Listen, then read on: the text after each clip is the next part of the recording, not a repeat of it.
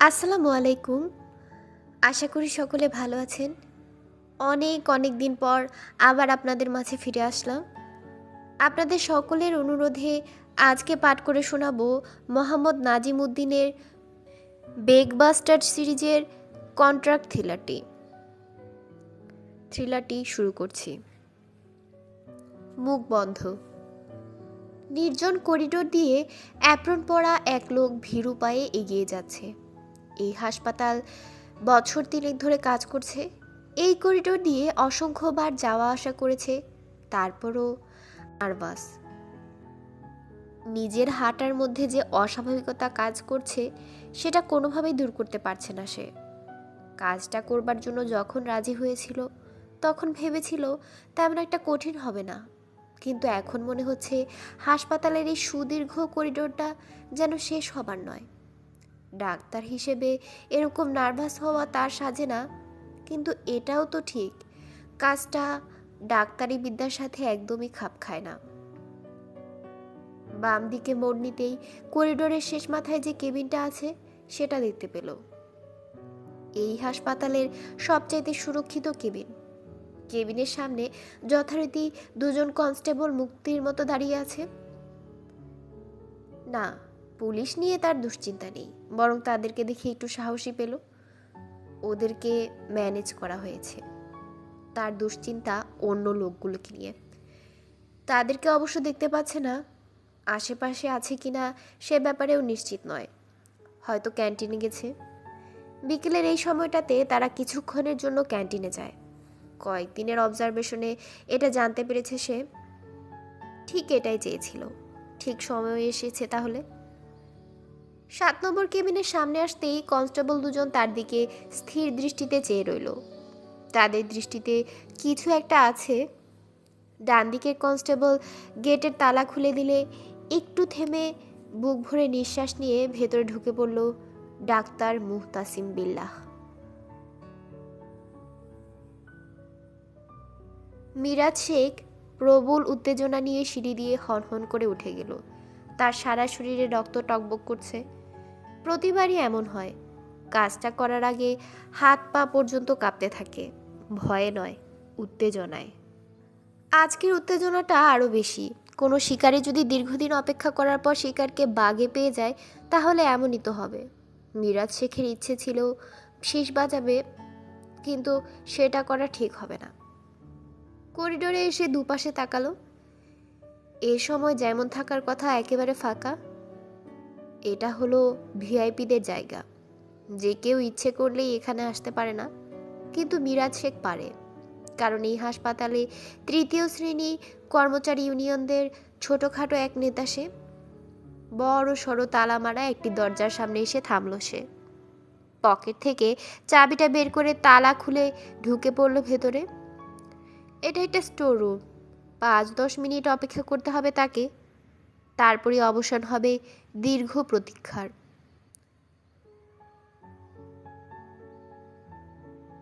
কেবিনে ঢুকেই ডাক্তার মুহতাসিম বিল্লাহ দেখতে পেল ভিআইপি রোগী নিজের বিছানায় শুয়ে এক পায়ের উপর আরেক পা ভাঁজ করে পায়ের পাতা দুলিয়ে যাচ্ছে। প্রতীক্ষায় থেকে থেকে অধৈর্য হয়ে গেছে সে। হালকা করে কাশি দিল ডাক্তার। ভিআইপি রোগী চমকে উঠল না। ডাক্তারকে দেখেই বিছানা থেকে নেমে এগিয়ে এলো। রোগীকে নিঃশব্দে সালাম ঠুকলো মুহতাসিম বিল্লাহ। দুজন মানুষ কিছুই বলল না, বলার দরকারও নেই। ডাক্তার তার অ্যাপ্রনের পকেট থেকে ছোট্ট একটা জিনিস বের করে ভিআইপি রোগীর হাতে তুলে দিল। রোগী জিনিসটা হাতে নিয়ে আর দেরি করলো না, ঢুকে পড়ল কেবিনের অ্যাটাচড বাথরুমে। ভেতর থেকে দরজা বন্ধ করার শব্দ শুনতে পেল ডাক্তার। আর দেরি করলো না, বের হয়ে গেল কেবিন থেকে। করিডোর দিয়ে দ্রুত এগিয়ে যাওয়ার সময় ডাক্তার মুহতাসিম বিল্লাহ নিজের খুশিটা আর চেপে রাখতে পারল না। সামান্য একটা কাজ, অথচ কত ভয় না সে পেয়েছিল। যাক, শেষ পর্যন্ত কাজটা ঠিক মতোই করতে পেরেছে। জীবনে এত অল্প সময়ে ৫ লক্ষ টাকা তার রোজগার করা হয়ে ওঠেনি। হ্যাঁ, পুরো ৫ লাখ, আর সেটা অগ্রিম। ডাক্তার মুহতাসিম বিল্লাহ তার প্রিয় একটা গানের শীষ বাজাতে বাজাতে সিঁড়ি দিয়ে নেমে গেল। ওদিকে বাথরুমের দরজা বন্ধ করে এইমাত্র ডাক্তারের কাছ থেকে পাওয়া মোবাইল ফোনটা সুইচ টিপে চালু করলো ভিআইপি রোগী। নেটওয়ার্ক পেতেই কন্ট্যাক্ট থেকে একটা নাম্বার ডায়াল করলো সে। 4-5 বার রিং হওয়ার পর ওপাশ থেকে কলটা রিসিভ করা হলো। ওয়ালাইকুম সালাম, বলল ভিআইপি রোগী।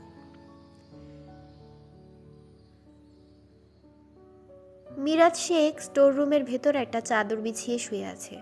ভেতরের মালপত্র সরিয়ে আজ সকালেই বিছানাটা তৈরি করে রেখেছিল সে। তার হাতে কোনো ঘড়ি নেই, তারপরও অনুমান করতে পারল মাত্র 2-3 মিনিট অতিক্রম হয়েছে।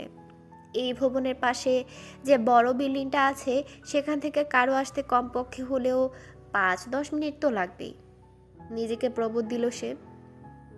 হঠাৎ একটা চাপা কণ্ঠস্বর তার কানে এলে কিছুটা চমকে ঘরের ভেতরটা তাকিয়ে দেখল। কোত্থেকে আসছে বুঝতে পারল না, কিন্তু চাপা কণ্ঠস্বরটা খুব কাছে থেকে যে আসছে সেটা বুঝতে পারল। আওয়াজটা স্পষ্ট শুনতে পাচ্ছে। বেশ ভারী গলার একজন মানুষ কথা বলছে।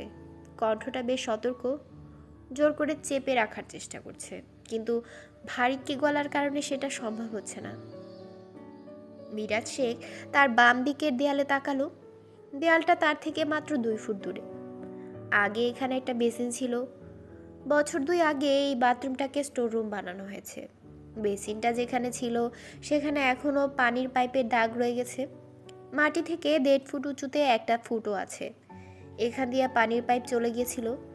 এতদিন স্টোর রুমে রাখা কার্ডবোর্ড বাক্সের আড়ালে ছিল ফুটোটা, কিন্তু আজ সকালে কিছু বাক্স সরিয়ে বিছানা তৈরি করার ফলে ফুটোটা দৃষ্টির গোচরে চলে এসেছে।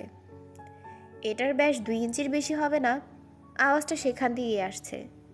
মিরাজ শেখ আস্তে করে ফুটোটায় চোখ রাখল।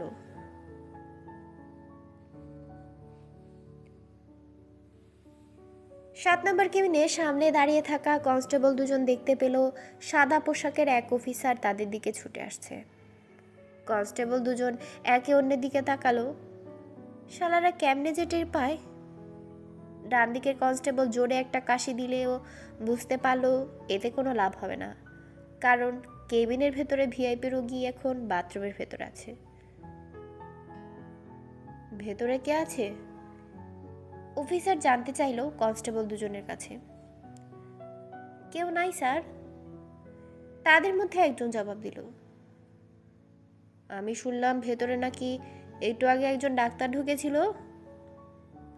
ভুরু কুচকে জানতে চাইল সে। হায় আল্লাহ, এরা কি সব দেখে নাকি?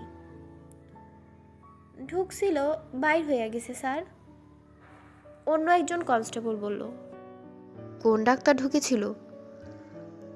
অফিসারের প্রশ্নটা শুনে কনস্টেবল দুজন চুপ মেরে রইল। যদি বলে ডাক্তারকে চেনে না, তাহলে দায়িত্বের অবহেলার শাস্তি জুটবে। Doctor Muhtasim sir. সাদা পোশাকের অফিসারকে বেশ সন্দিহান দেখালো। তালা খুলো। সঙ্গে সঙ্গে একজন কনস্টেবল দরজার তালা খুলে দিলে অফিসার কেবিনের ভেতর ঢুকেই দেখতে পেল ভিআইপি রোগীটি বিছানায় নেই। বাথরুমের দিকে তাকিয়ে বুঝতে পারল ব্যাপারটা। আস্তে করে বাথরুমের দরজার কাছে গিয়ে কান পাতল সে। ভেতর থেকে যে কথাবার্তা ভেসে আসছে সেটা পরিষ্কার শুনতে পেল না, কিন্তু কেউ একজন যে কারোর সাথে ফোনে কথা বলছে সেটা বুঝতে বাকি রইল না। আর সেই লোকটি হলো ভিআইপি রোগী, যাকে পাহারা দেবার দায়িত্ব দিয়ে তারা কয়েকজন দিনরাত 24 ঘন্টা পালাক্রমে এখানে থাকে। দরজায় সজোরে লাথি মারল অফিসার, পরপর 3টি। দরজা খুলুন, দরজা খুলুন, চিৎকার করে উঠল সে। কোনো সাড়া শব্দ নেই। অস্থির হয়ে আবারও লাথি মারল। দরজার সামনে দাঁড়িয়ে থাকা কনস্টেবল দুজন কেবিনের ভেতর উঁকি মারতেই অফিসার তাদেরকে উদ্দেশ্য করে বলে উঠল, এদিকে আসো, দরজায় লাথি মারো জলদি। কনস্টেবল দুজন পরপর কয়েকটা লাথি মারলেও দরজাটা ভাঙল না। এদিকে সাদা পোশাকের অফিসার ওয়াকিটকিতে খবরটা জানিয়ে দিতে শুরু করলো লোকজনকে। হঠাৎ বাথরুমে ফ্ল্যাশ করার শব্দ শুনে অফিসার চিৎকার করে বলল, কোনো লাভ হবে না, কোনো লাভ হবে না। এরপর আর নিজেকে ঠিক রাখতে পারলো না। কনস্টেবল দুজনকে ধাক্কা মেরে সরিয়ে দিয়ে রেগে মেগে প্রচণ্ড জোরে একটা লাথি মারল দরজায়। দরজাটা তো খুললই, চৌকাঠ পর্যন্ত নটবট হয়ে গেল। অফিসার বাথরুমের ভেতর ঢুকে দেখতে পেল ভিআইপি রোগী কমোডের সামনে দাঁড়িয়ে আছে। কমোডটা ফ্ল্যাশ করে দেয়া হয়েছে, এখনো সেটা পানি ফ্ল্যাশ করে যাচ্ছে।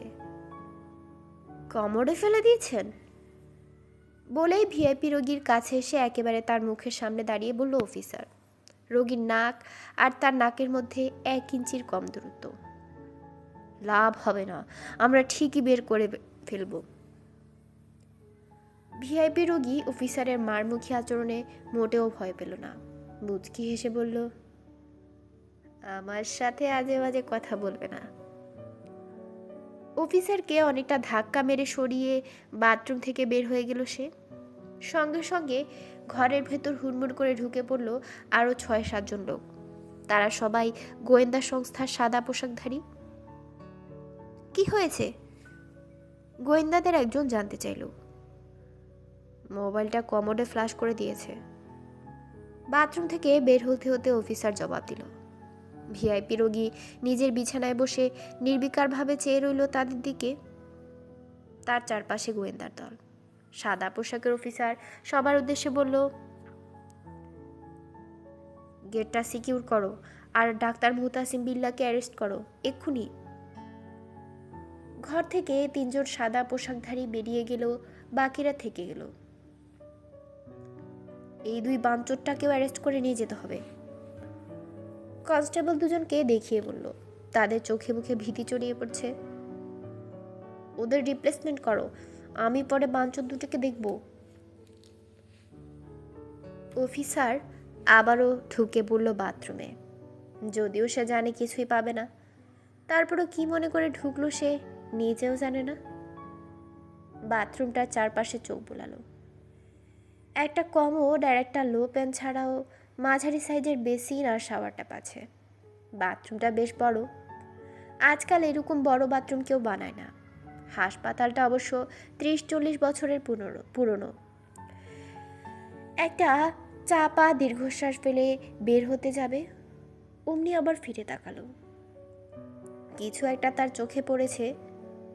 বেসিনের নিচে দেয়ালে একটা ফুটোটা বেশ বড়। ব্যাস 2 ইঞ্চির কম হবে না।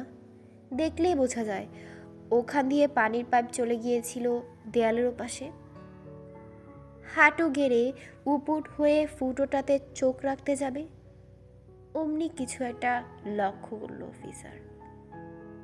ফুটো দিয়ে যে মৃদু আলো আসছিল সেটা যেন হুট করে মিলিয়ে গেল। দ্রুত উঠে দাঁড়ালো সে। ঘর থেকে বের হতে হতে হাতে তুড়ি বাজিয়ে তর্জনী উঁচিয়ে সাদা পোশাকধারীদের উদ্দেশ্যে বলল, 2 জন আমার সাথে আসো, বাকিরা এখানেই থাকো।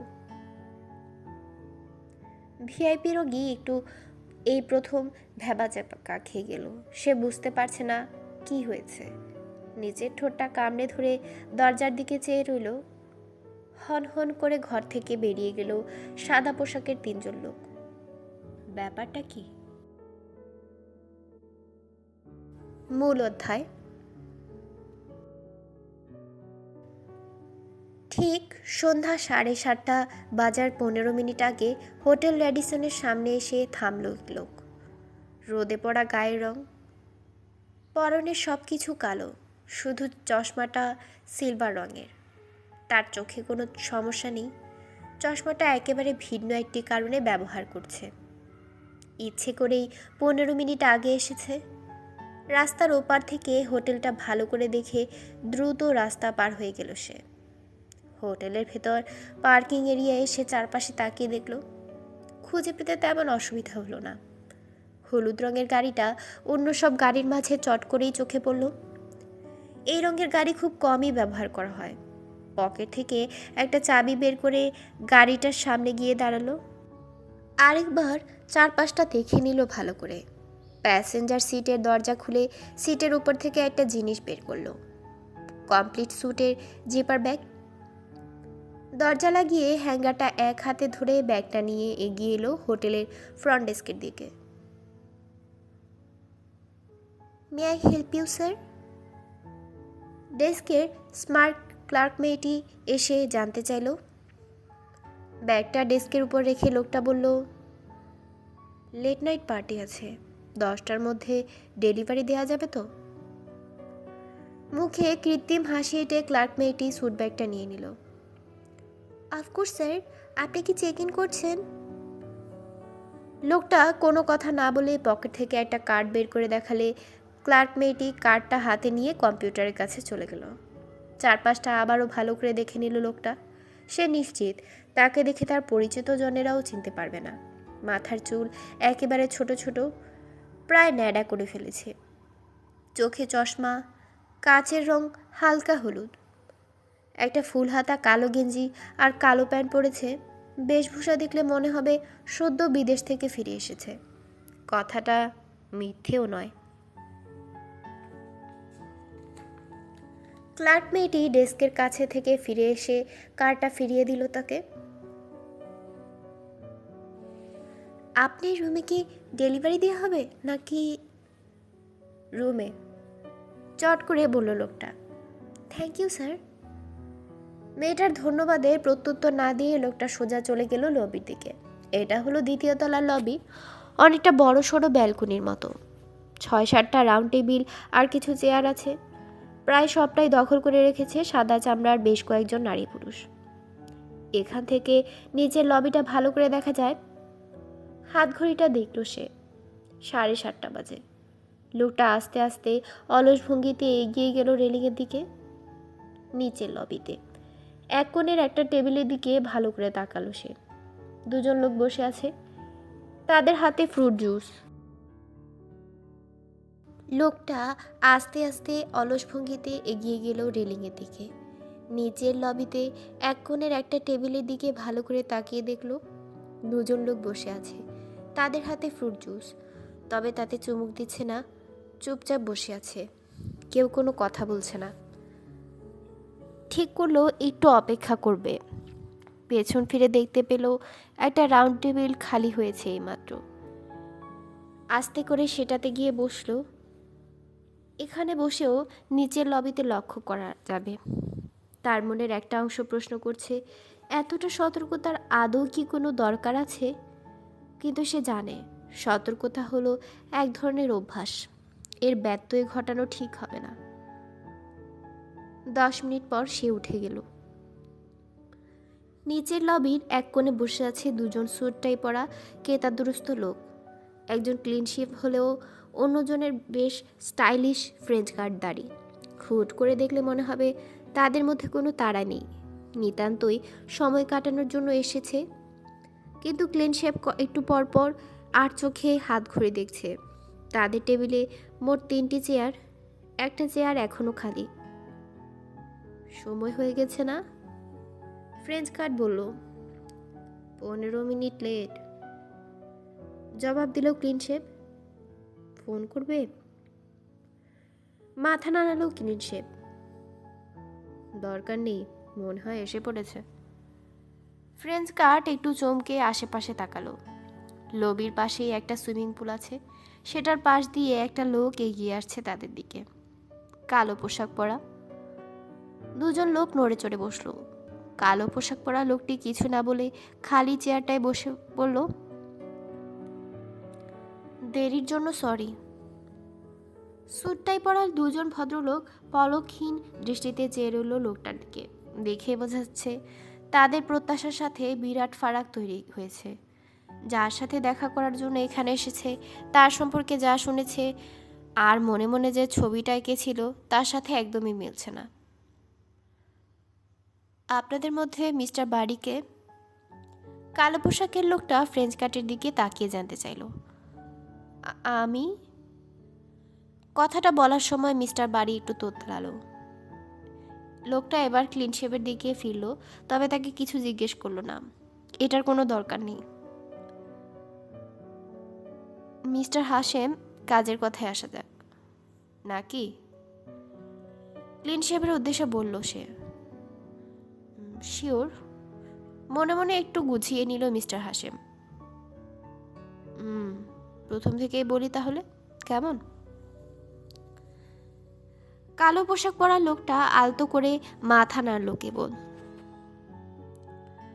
1 সপ্তাহ আগে শীর্ষ সন্ত্রাসী ব্ল্যাক রঞ্জু আমার কাছ থেকে বিরাট অঙ্কের চাঁদা দাবি করেছে। আপনি হয়তো জানেন সে এখন কলকাতায় আছে। না, আমি জানি না। আপনি কি করে জানেন সে কলকাতায় আছে? কালো পোশাকের আগন্তুক জিজ্ঞেস করলো। ওর ফোন নাম্বার দেখে। তাছাড়া এটা সবাই জানে, দীর্ঘদিন থেকেই ও কলকাতায় বসে চাঁদাবাজি করে যাচ্ছে। এর আগেও আমার কাছ থেকে একাধিকবার চাঁদা নিয়েছে। দিন দিন ধরে তার ডিমান্ড বেড়ে যাচ্ছে। বলতে পারেন তার মতো একটা রাস্তার লোকের কাছে আমি জিম্মি হয়ে পড়েছি। কত চেয়েছে? কালো পোশাকের লোকটা জানতে চাইল। 2 কোটি। কথাটা বলেই হাসেম চুপ মেরে গেল। মিস্টার বাড়ির দিকে তাকিয়ে আবার বলতে শুরু করলো সে। আমার মতো একজন প্রতিষ্ঠিত শিল্পপতি তার মতো এক গুন্ডা বদমাশের কাছে জিম্মি হয়ে থাকবে, এটা মেনে নিতে পারছি না। পাশে বসা মিস্টার বাড়িও মাথা নেড়ে সায় দিল। আপনি এখন কি করতে চাচ্ছেন? কালো পোশাকের লোকটা সরাসরি জিজ্ঞেস করলো মিস্টার হাশেমকে। গভীর করে দম নিয়ে টাইটার নট আলগা করে নিল বিশিষ্ট শিল্পপতি ব্যবসায়ী আবুল কাশেম। কালো পোশাক পরা আগন্তুক জানে এই লোক কম করে হলেও 1000 কোটি টাকার মালিক। আমি ওই ব্ল্যাক রঞ্জুর হাত থেকে নিস্তার পেতে চাই। কালো পোশাকের লোকটা কিছু বলল না, চেয়ে রইল নিষ্পলক। আবুল হাশেম খুব অস্বস্তির মধ্যে পড়ে গেছে। তাকে খুন করতে চান? হাশেম যেন একটু বিব্রত হলো, তারপর বেশ দৃঢ়তার সাথে বলল, হ্যাঁ। আগন্তুক মাথা নাড়ল আলতো করে। মিস্টার হাশেম যেহেতু ডেকেছেন, ধরে নিচ্ছি পুলিশ এ ব্যাপারে কিছু জানে না। ব্যবসায়ী দুজন মাথা নেড়ে সায় দিল।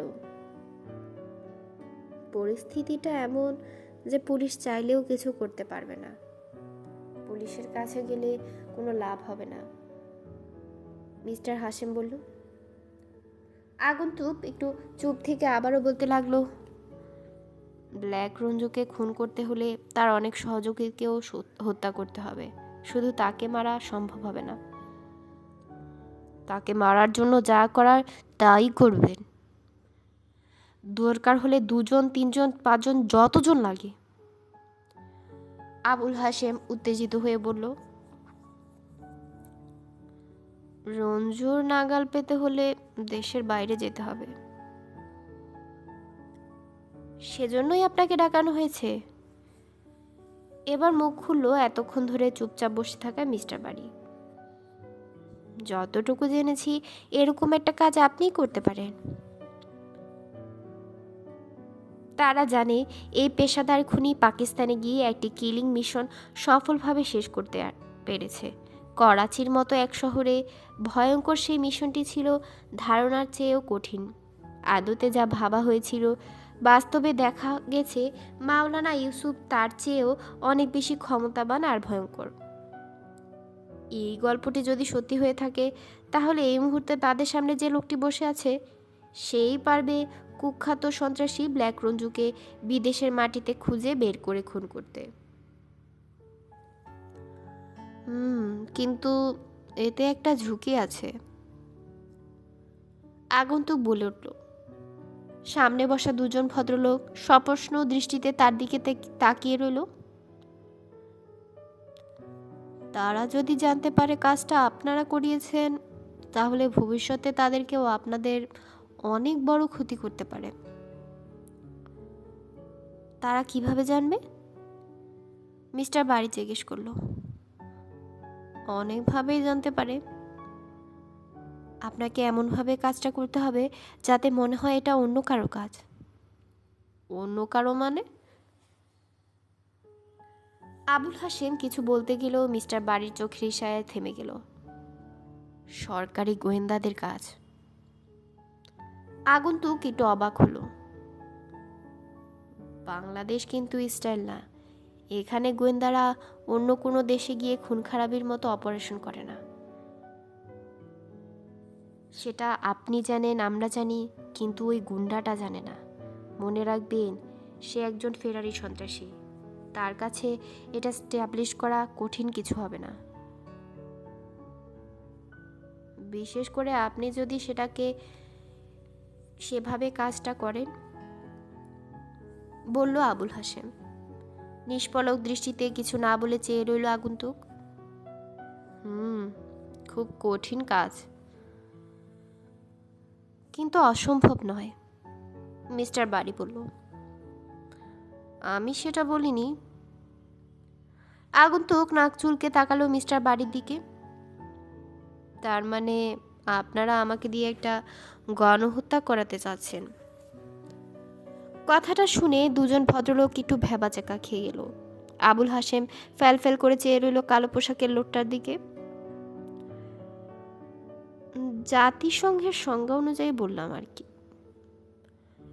কথাটা বলার পরেই এই প্রথমবারের মতো লোকটার ঠোঁটে এক চিলতে হাসি দেখা গেলে আড়ষ্ট হয়ে থাকা লোক দুজন কিছুটা রিল্যাক্স অনুভব করলো। এর জন্য কী পরিমাণ টাকা লাগবে সে সম্পর্কে কোনো আইডিয়া আছে? আপনি কততে হলে কাজটা করবেন? মিস্টার বাড়ি প্রশ্নটা ছুটে দিল। টাকা যারা দেবে তাদের কাছ থেকে অফারটা আসা উচিত। মিস্টার বাড়ি আবুল হাসেমের দিকে তাকালো। এরকম কাজে কত টাকা লাগতে পারে আমাদের দুজনের কোনো ধারণা নাই। আবুল হাসেম মাথা দোলালো। আপনি কি আমাদেরকে একটু আইডিয়া দিতে পারবেন? তাহলে ভালো হয়। আগন্তুক একটু ভেবে নির্বিকারভাবে বলল, কোটি টাকার মতো। অবাক করার ব্যাপার, ভদ্রলোক দুজন টাকার অঙ্কটা শুনে ভটকে গেল না, কিন্তু আগন্তুক দারুণ বিস্মিত হলো। বুঝতে পারলো ভদ্রলোক দুজন এ ব্যাপারে মরিয়া, হয়তো এর চেয়েও বেশি টাকা খরচ করতে পিছপা হবে না। ঠিক আছে, আবুল হাসেম বলল। মনে হচ্ছে টাকা নিয়ে আমাদের মধ্যে কোনো সমস্যা হবে না। ভালো। আমার মনে হয় আরও কিছু বিষয় খোলাখুলি করা উচিত, আবুল হাসেম বলল। আগন্তুক বলল, বলুন। আমরা জানি কাজটা সহজ নয়, এখানে আরও কিছু বিষয় আছে। সময়টা বিরাট ফ্যাক্টর। কীরকম? আমি চাই আপনি কলকাতা, দিল্লি কিংবা নেপাল যেখানেই ব্ল্যাক রঞ্জু থাকুক না কেন তাকে হত্যা করবেন, আর এই কাজটা করতে হবে মাত্র 2 সপ্তাহের মধ্যে। 2 সপ্তাহ কেন? কয়েকদিন পর যে ইলেকশন হবে তাতে আমি এমপি পদে দাঁড়াচ্ছি। আমার নমিনেশন অনেকটা কনফার্ম। আপনি যদি কাজটা নিতে রাজি হন তাহলে আমি কালই স্টেটসে চলে যাব সপরিবারে। ফিরে আসবো ঠিক 2 সপ্তাহ পর। নমিনেশন পেপার সাবমিট করা ছাড়াও ইলেকশন ক্যাম্পেইনের ব্যাপার তো আছেই। এবার বুঝতে পারল কালো পোশাকের আগন্তুক। আমি চাই এই 2 সপ্তাহের মধ্যেই আপনি কাজটা করে ফেলেন। দেশে ফিরে আমি নিশ্চিন্তে ইলেকশন ক্যাম্পেইন করতে যাচ্ছি।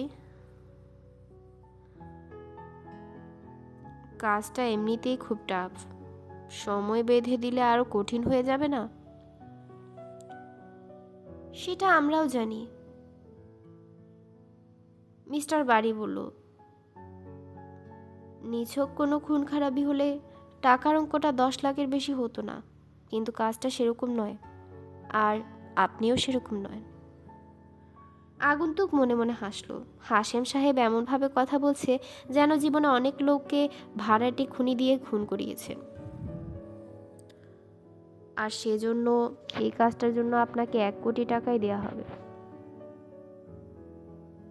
আগন্তুকের কপালে ভাঁজ পড়ে গেল। 1 কোটি টাকা চাইতেই রাজি হয়ে গেল। অদ্ভুত। সে ভেবেছিল টাকার পরিমাণ কমানোর জন্য চাপাচাপি করা হবে। যে পরিমাণ টাকা রঞ্জুকে দিতে হবে তার অর্ধেক আমাকে দিয়ে দিবে। এতে করে 1 কোটি টাকা যেমন বেঁচে যাবে, সেই সাথে দীর্ঘমেয়াদী লাভ হবে। বারবার চাঁদা দেবার হাত থেকে বেঁচে যাবেন। Good business. আগন্তুক বলল, this is not a business for us. Abul Hashem বললেন, it's a matter of life and death.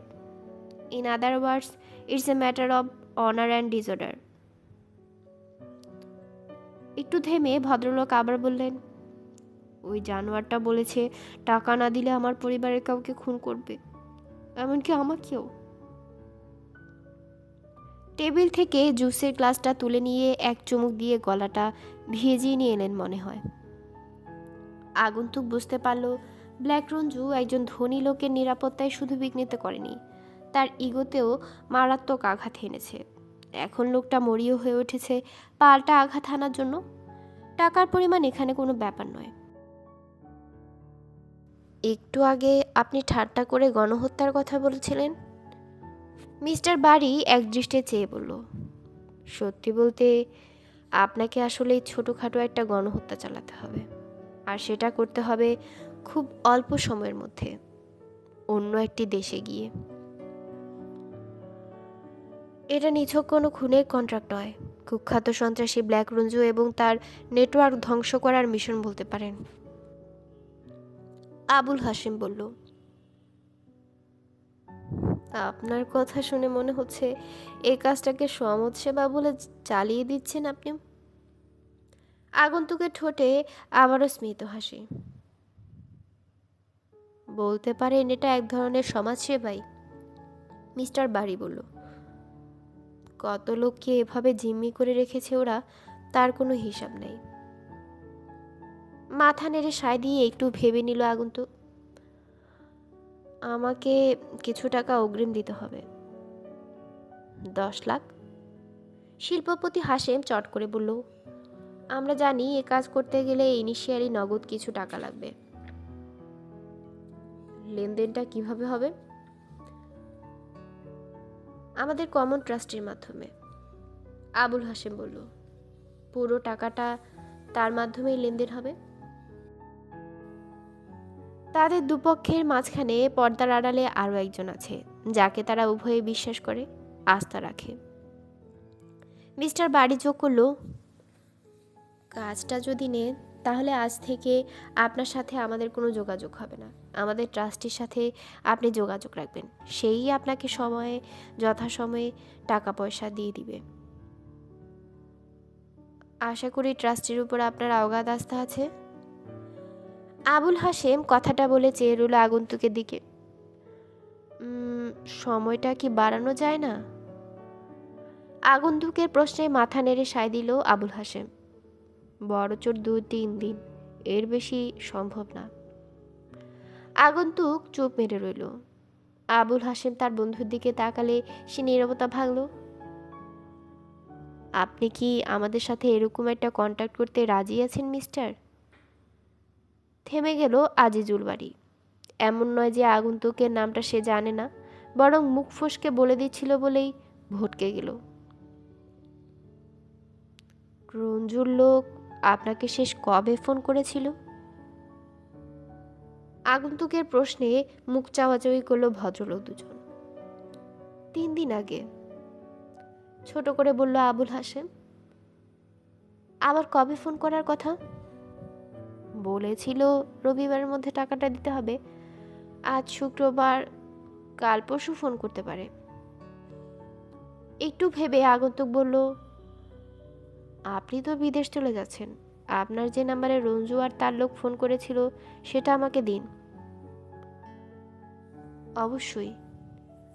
Abul Hashem pocket থেকে একটা দামি ফোন সেট বের করে সেটার সিম খুলে আগন্তুকের দিকে বাড়িয়ে দিল। ওরা দুজন ফোন দিয়েছিল। প্রথমে দেশীয় একটা নাম্বার থেকে রঞ্জুর এক লোক, তারপর কলকাতার নাম্বার থেকে রঞ্জু নিজে।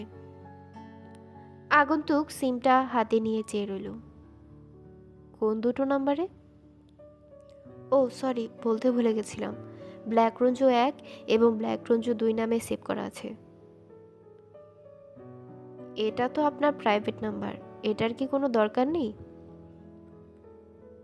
না না, সমস্যা নেই, এটা সবগুলো কন্ট্যাক্ট সেভ করা আছে আমার ল্যাপটপে। এই নাম্বারটা আমি আর ইউজ করব না। গুড। আগন্তুক সিমটা পকেটে রেখে দিল। আপনি তাহলে কালকেই চলে যাচ্ছেন? মাথা নেড়ে সায় দিল আবুল হাসেম। আর আপনি? আমি দেশেই আছি, গম্ভীর মুখে বলল মিস্টার বাড়ি। ওর কোনো সমস্যা নেই। ও আমার ব্যবসায়িক পার্টনার হলেও রঞ্জুর কাছ থেকে চাঁদা চায়নি। আমার সাথে ওর লেনদেন অনেক আগেই শেষ হয়ে গেছে। মিস্টার বাড়ি উদাস হয়ে বলল। মানে? আমার যা ছিল তা সে নিয়ে গেছে। আগন্তুক বুঝতে পারল না। গত বছর ওর একমাত্র সন্তানকে রঞ্জু হত্যা করেছে। হাসিম সাহেব আস্তে করে বলল, চাঁদা দিতে অস্বীকার করেছিল।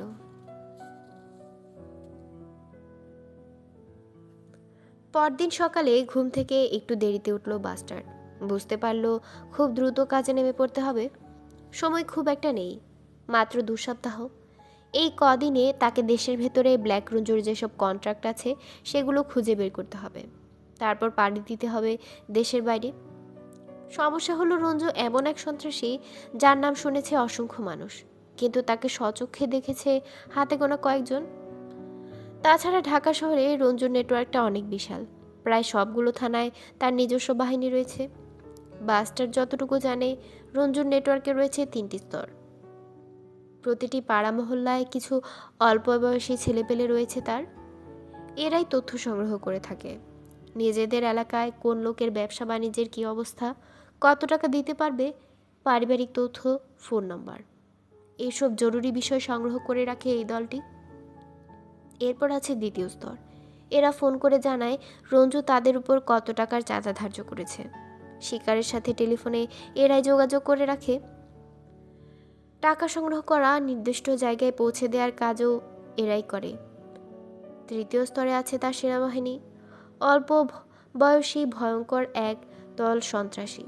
কেউ চাঁদা দিতে অস্বীকার করলে এরা প্রথমে তার বাসাবাড়ি কিংবা অফিসে বোমা হামলা চালায়, গুলি করে কর্মচারী কিংবা বাড়ির অন্য কোনো লোকজনকে আহত করে। এক ধরনের আতঙ্ক ছড়িয়ে দেয়, মানসিকভাবে বিপর্যস্ত করে তোলে সেই লোক আর তার পরিবারকে। যারা শেষ পর্যন্ত চাঁদা দিতে অস্বীকার করে তাদেরকে এরা প্রাণেই মেরে ফেলে। বাস্টার জানে শেষ দলটি নিয়ে তার এখন মাথা ঘামানোর দরকার নেই। এদের পেছনে ছুটে লাভ হবে না। প্রথম দলটিও তার কোনো কাজে আসবে বলে মনে হচ্ছে না। এরা তথ্য সংগ্রহকারী, রঞ্জুর খবর এরা জানবে না। 2য় স্তরটি হলো তার প্রথম টার্গেট। এরাই ফোন করে চাঁদা দাবি করে। রঞ্জুর সাথে এরাই লিয়াজও রক্ষা করে সবসময়। তার দরকারি তথ্য যদি কেউ দিতে পারে তো এরাই দিতে পারবে। রঞ্জু এবং তার দল সম্পর্কে খুব কম বেশি জানে সে। সেজন্য শুরু করার জন্য শিল্পপতি আবুল হাশেমের কাছ থেকে তার ব্যক্তিগত মোবাইল ফোনের সিমটা নিয়ে নিয়েছে। এটাই তাই বড়শি, এটা দিয়ে সে মাছ ধরবে। তার আরেকটা সুবিধা হলো রঞ্জু যেখানে থাকে সেই কলকাতা শহরটা তার ভালো করেই চেনা। তার ঘনিষ্ঠ এক লোকের ওখানে ভালো সোর্স রয়েছে। সকালে ঘুম থেকে উঠেই তার ট্রাস্টির সাথে ফোনে যোগাযোগ করে সবকিছু সেটেল করে নিল। তারপর চলে গেল পুরনো ঢাকায় তার এক পরিচিত লোকের কাছে। শুটার সামাদ নামে পরিচিত এই লোকই তার সব ধরনের অস্ত্র আর গুলি সরবরাহ করে থাকে। নিজের জন্য একটা পিস্তল রেখে বাকি সব কিছু এই লোকের কাছে থেকে সে ভাড়ায় নেয়। অবশ্য বিদেশে যাবার আগে সেই পিস্তলটাও এর কাছেই রেখে গেছিল। এককালে একটি ছাত্র সংগঠনের ক্যাডার এই শুটার সামাদের কল্যাণেই ছাত্রনেতা এবং সন্ত্রাসের যুবরাজ হয়ে উঠেছিল। তবে সামাদ ভাই বরাবরই রয়ে যায় পর্দার আড়ালে। তার আরেকটা বড় পরিচয় হলো তিনি একজন ভালো শুটার, যেই সেই শুটার নন, একেবারে আন্তর্জাতিক পদক পাওয়া একজন। একটা সময় ভাড়াটে শুটার হিসেবে কাজও করেছেন, তবে সেই পেশায় বেশি দিন ছিলেন না তিনি। এখন রীতিমতো অস্ত্র ব্যবসায়ী। আন্ডারওয়ার্ল্ডে এমন কেউ নেই যে তার নাম শোনেনি কিংবা তার কাছ থেকে অস্ত্রগুলি কেনে নেই। শুটার্স আমাদের কাছ থেকে ব্ল্যাক রঞ্জু আর তার দল সম্পর্কেও অনেক কিছু জানা যাবে, কারণ ব্ল্যাক রঞ্জুর উত্থান ওই এলাকায়। পুরনো ঢাকার নবাবপুর রোডের সারি সারি হার্ডওয়্যারের দোকানের এক ফাঁকে সংকীর্ণ এক চোরাগুলি দিয়ে উপরে উঠে গেল সে। বাইরে থেকে দেখলে পুরনো দিনের একটা দোতলা ভবন, কিন্তু বাস্টার্ড জানে ভেতরে এটা 3 তলা। এই বাড়ি যিনি করেছিলেন তিনি যেন কেন এরকম কাজ করেছেন সেটা তিনি ভেবে পেল না। কী ধরনের সুবিধা পাবার আশায় তিনি এ কাজ করেছেন সেটাও তার বোধগম্য হলো না। তবে বর্তমানে এর পুরো সুবিধা নিচ্ছে শুটার সামাদ। কম করে হলেও 100 বছরের পুরনো এই বাড়িটি কোনো হিন্দু ব্যবসায়ীর বাড়ি ছিল, এখন হাত ঘুরে চলে এসেছে শুটার সামাদের দখলে। সংকীর্ণ আর খাড়া সিঁড়ি, তার উপর দিনের বেলায়ও বেশ অন্ধকার। দোতলায় উঠেই একটা বন্ধ দরজার সামনে এসে দাঁড়ালো সে। পরপর 3টি টোকা মারল, কিন্তু ভেতর থেকে কোনো সাড়া শব্দ নেই। কিছুক্ষণ পর দরজার উপরে একটা লো পাওয়ারের বাতি জ্বলে উঠল। বুঝতে পারল দরজার উপাস থেকে তাকে কেউ দেখছে। দরজাটা পুরনো দিনের হলেও একটা পেপ হোল আছে। ভেতর থেকে দরজা খুলে দিল 19-20 বছরের একটা ছেলে, মুখে বেশ কয়েকটি ক্ষতচিহ্ন। তাকে দেখেই ক্ষতচিহ্ন ভরা মুখটা হাসি দিয়ে ভরে উঠল। কিছু না বলে ভেতরে ঢুকে পড়ল সে। ছেলেটা তাকে নিয়ে 2টো ঘর পেরিয়ে আরেকটা সিঁড়ি দিয়ে নিয়ে গেল 3 তলায়। এটাকে এখানকার সবাই বলে 2.5 তলা। বেশ বড় সড়ো একটা ঘর, রীতিমতো বিশাল ডেস্ক আর চেয়ার নিয়ে অফিসের রূপ দেয়া হয়েছে। বাইরে থেকে দেখে বোঝাই যাবে না এখানে এরকম সাজানো গোছানো অফিস থাকতে পারে। ঘরে সামাদ ভাই ছাড়া আর কেউ নেই। টেলিফোনে কার সাথে যেন কথা বলছেন। বাস্টার্ডকে দেখে ইশারা করলেন সামনের একটা চেয়ারে বসার জন্য। টেলিফোনে কথা শেষ করে বাস্টার্ড দিকে ফিরে তাকালেন। আরে, তোমাকে তো চেনাই যাচ্ছে না। বাস্টার্ড কিছু বলল না। গায়ের রং তো একেবারে ময়লা হয়ে গেছে। কোথায় ছিলে এতদিন? দেশের বাইরে। সামাদ ভাই জানতে চাইলেন না কোন দেশে। বুঝতে পারলেন বাস্টার্ড এ নিয়ে আর বেশি কিছু বলতে চাচ্ছে না। তো কি ব্যাপার বলো? এই তো কিছু জিনিস লাগবে। দাঁত বের করে শুধু হাসলো শুটার সামাদ। ফোনে যেটা বললে সেটা কি খুব সিরিয়াস? মাথা নেড়ে সায় দিল বাস্টার্ড। হঠাৎ ব্ল্যাক রঞ্জু সম্পর্কে কথাটা বলেই সামাদ ভাই ভুরু কুঁচকালেন। তোমার পরিচিত কারো কাছ থেকে চাঁদা চেয়েছে নাকি? না, আস্তে করে নির্বিকারভাবে বলল সে। শুটার সামাদ এক দৃষ্টিতে চেয়ে একটু ভেবে নিলেন। আসলে ওর সম্পর্কে আমি যে খুব বেশি জানি তা বলবো না। 90-এর স্বৈরাচারী বিরোধী আন্দোলনের সময় সরকার সমর্থক কিছু সন্ত্রাসী ছাত্রনেতা আর স্থানীয় সন্ত্রাসী বিশ্ববিদ্যালয়ের ছাত্রদের উপর হামলা চালায়। তখন সেই দলে ব্ল্যাক রঞ্জু ছিল। কথাটা বলেই সামাদ ভাই একটু হাসলো। বাস্টার্ড জানে ওই দলে সামাদ ভাই নিজেও ছিলেন। অবশ্য শেষ পর্যন্ত তারা সুবিধা করতে পারেনি। স্বৈরাচারের পতন হলে সবাই দীর্ঘদিন গা ঢাকা দিয়েছিল। আমরা 2টি দলে ভাগ হয়ে কাজ করেছিলাম। অস্ত্র নিয়ে ঢাকা শহরে মুভমেন্ট করার সুবিধার্থে আমাদেরকে 2টো কোড দেয়া হয়। আমাদেরটা ছিল রংধনু, অন্যটা ছিল সুগন্ধা। রঞ্জু ছিল অন্য গ্রুপে। অনেকের মধ্যে দেখেছি, কিন্তু এতদিন পর চেহারা মনে থাকার কথা নয়। পত্রিকায় যে ছবিটা দেয়া হয়? জানতে চাইল বাস্টার্ড। মাথা দোলালো শুটার সামাদ। মনে হয় না ওটা রঞ্জুর ছবি। একটু থেমে আবার বলল, যেদিন ডাক্তার মিলন নিহত হয় সেদিন আমরা বিশ্ববিদ্যালয় ছেড়ে আসতে বাধ্য হই। আমাদের মধ্যে কেউ কেউ বিশ্বাস করত ওটা রঞ্জুর কাজ। তো ডাক্তার নিহত হবার পর আন্দোলন তো ছাত্রদের হাতে, আমাদের সাথে তুমুল বন্দুকযুদ্ধ শুরু হয়ে বিক্ষোভে ভেড়ে পড়ে তারা। এক পর্যায়ে গুলিবিদ্ধ হয়ে আহত হয় ব্ল্যাক রঞ্জু। তার বাম হাতের তালুতে গুলি লাগে। 303 রাইফেলের গুলি। হাতটা একেবারে ছিন্ন ভিন্ন হয়ে যায়। তাহলে আপনি বলতে চাচ্ছেন তার বাম হাতটা বিকৃত, সেটাই একমাত্র চেনার উপায়? একমাত্র চেনার উপায় কিনা জানি না, তবে আমি সেটাকে সেভাবেই চিনব। চেহারাটা তো আর মনে নেই। বাস্টার জানে শীর্ষ সন্ত্রাসীদের মধ্যে ব্ল্যাক রঞ্জু সম্পর্কে পুলিশের কাছেও খুব বেশি তথ্য নেই। আছে শুধু খুন খারাপি আর চাঁদাবাজির অভিযোগ। এই সন্ত্রাসী প্রায় ধরা ছোঁয়ার বাইরে থাকে সবসময়। এমনকি মাঝে মধ্যে পত্রিকায় তার যে ছবিটা ছাপা হয়, সেটা ছাড়া পুলিশের কাছে রঞ্জুর আর কোনো ছবি পর্যন্ত নেই। সেটা আদৌ রঞ্জুর ছবি কিনা তাতেও সন্দেহ আছে। ওর শুরুটা হয়েছিল কোথায়? রঞ্জু ভাইয়ের ক্যাডার হিসেবে। রঞ্জু ভাই? অবাক হলো বাস্টার। মাথা নাড়তে লাগলেন শুটার সামাদ। ব্ল্যাক রঞ্জুকে যে লোক রাস্তা থেকে তুলে এনেছিল, এই রঞ্জুর কথা এখন খুব কম লোকই জানে। গেন্ডারিয়া মিলন ব্যারাক এলাকায় একসময় খুব দাপট ছিল। সেটা ৮০ থেকে শুরু করে ৯০ সাল পর্যন্ত। একটু থেমে একটা সুইচ টিপে আবার বলতে শুরু করলেন। দুই রঞ্জু একসাথে ছিল বলেই তাদেরকে আলাদা করার জন্য এই রঞ্জুকে ব্ল্যাক রঞ্জু বলে ডাকতে শুরু করলো লোকজন। তার গায়ের রং একেবারে নিগ্রোদের মতোই কালা, বুঝলা? সামাদ ভাই কথা বন্ধ করে ফেললেন, কারণ ঘরে সেই ছেলেটা এসে হাজির হয়েছে। 2 কাপ চা। সামাদ ভাই আবার কথাটা বলতে শুরু করলেন।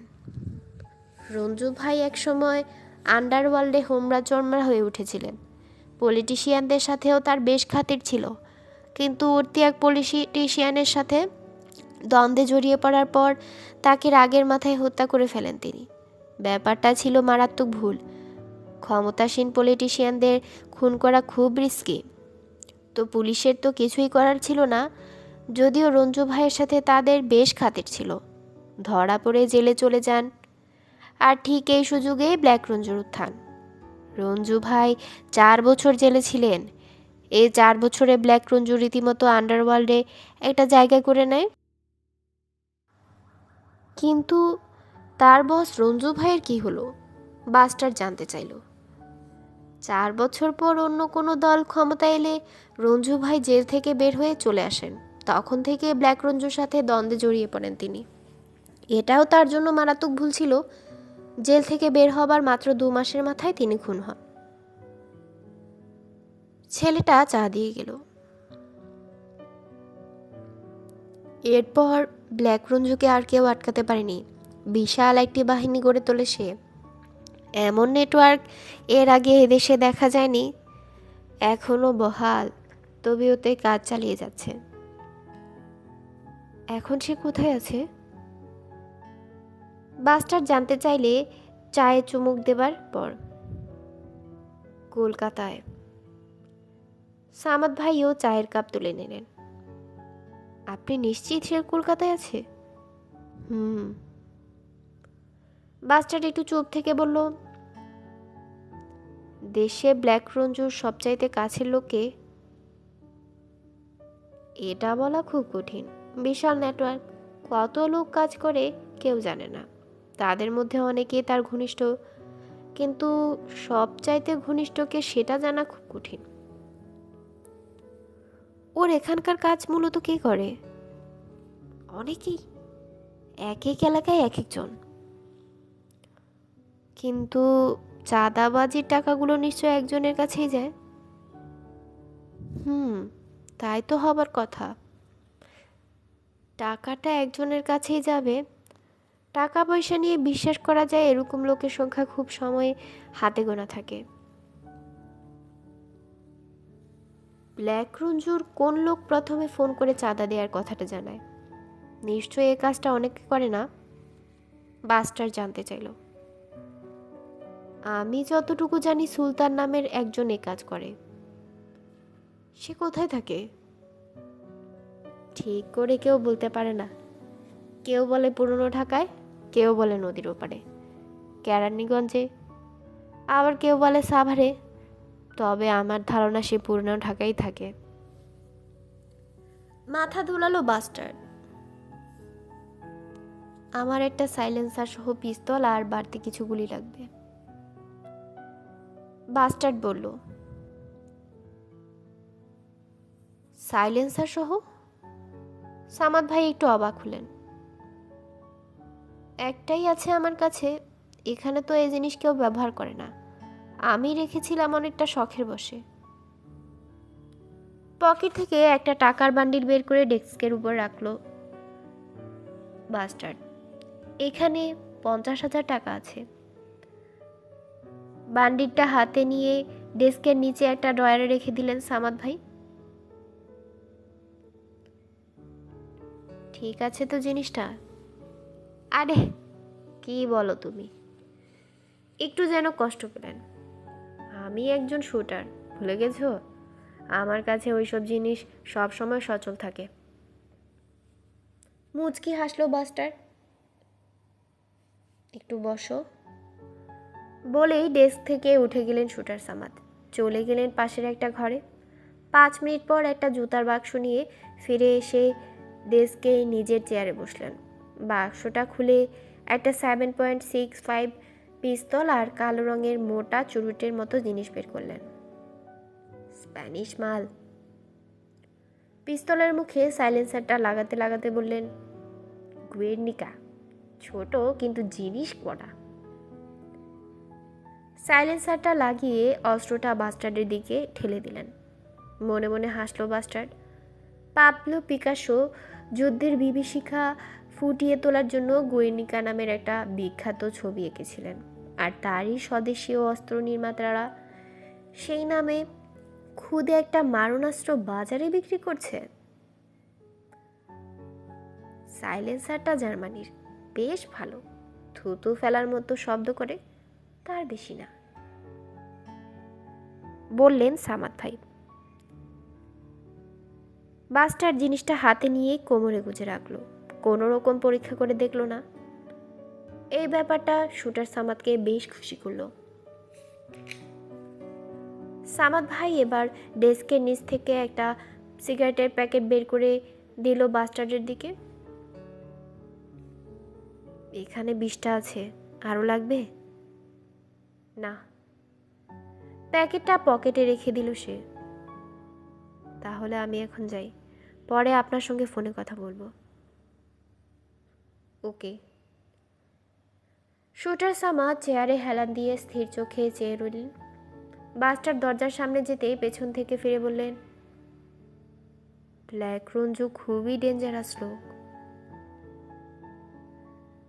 বাস্টার্ড ফিরে তাকালো তার দিকে। তাকে আন্ডার এস্টিমেট করো না। মাথা নেড়ে সায় দিয়ে দরজা খুঁড়ে বের হয়ে গেল সে। সিঁড়ি দিয়ে নামার সময় দেখা হলো সেই ছেলেটির সাথে। তার হাতে 100 টাকার একটা নোট গুজে দিল বাস্টার্ড। এখানে যখনই আসে তাকে টিপস দেয়। ছেলেটা কিছু বলল না, চুপচাপ পকেটে টাকাটা রেখে দিয়ে বাস্টার্ডকে হাত ইশারা করে থামতে বলল। তারপর অন্য পকেট থেকে একটা চিরকুট বের করে ধরিয়ে দিল তার হাতে। অবাক হলো বাস্টার্ড, তবে কিছু না বলে সোজা বেরিয়ে গেল। এই ছেলেটা বোবা, জন্ম থেকে নয়। বছর 2 আগে বোমা বানাতে গিয়ে এক দুর্ঘটনায় বোবা হয়ে গেছে।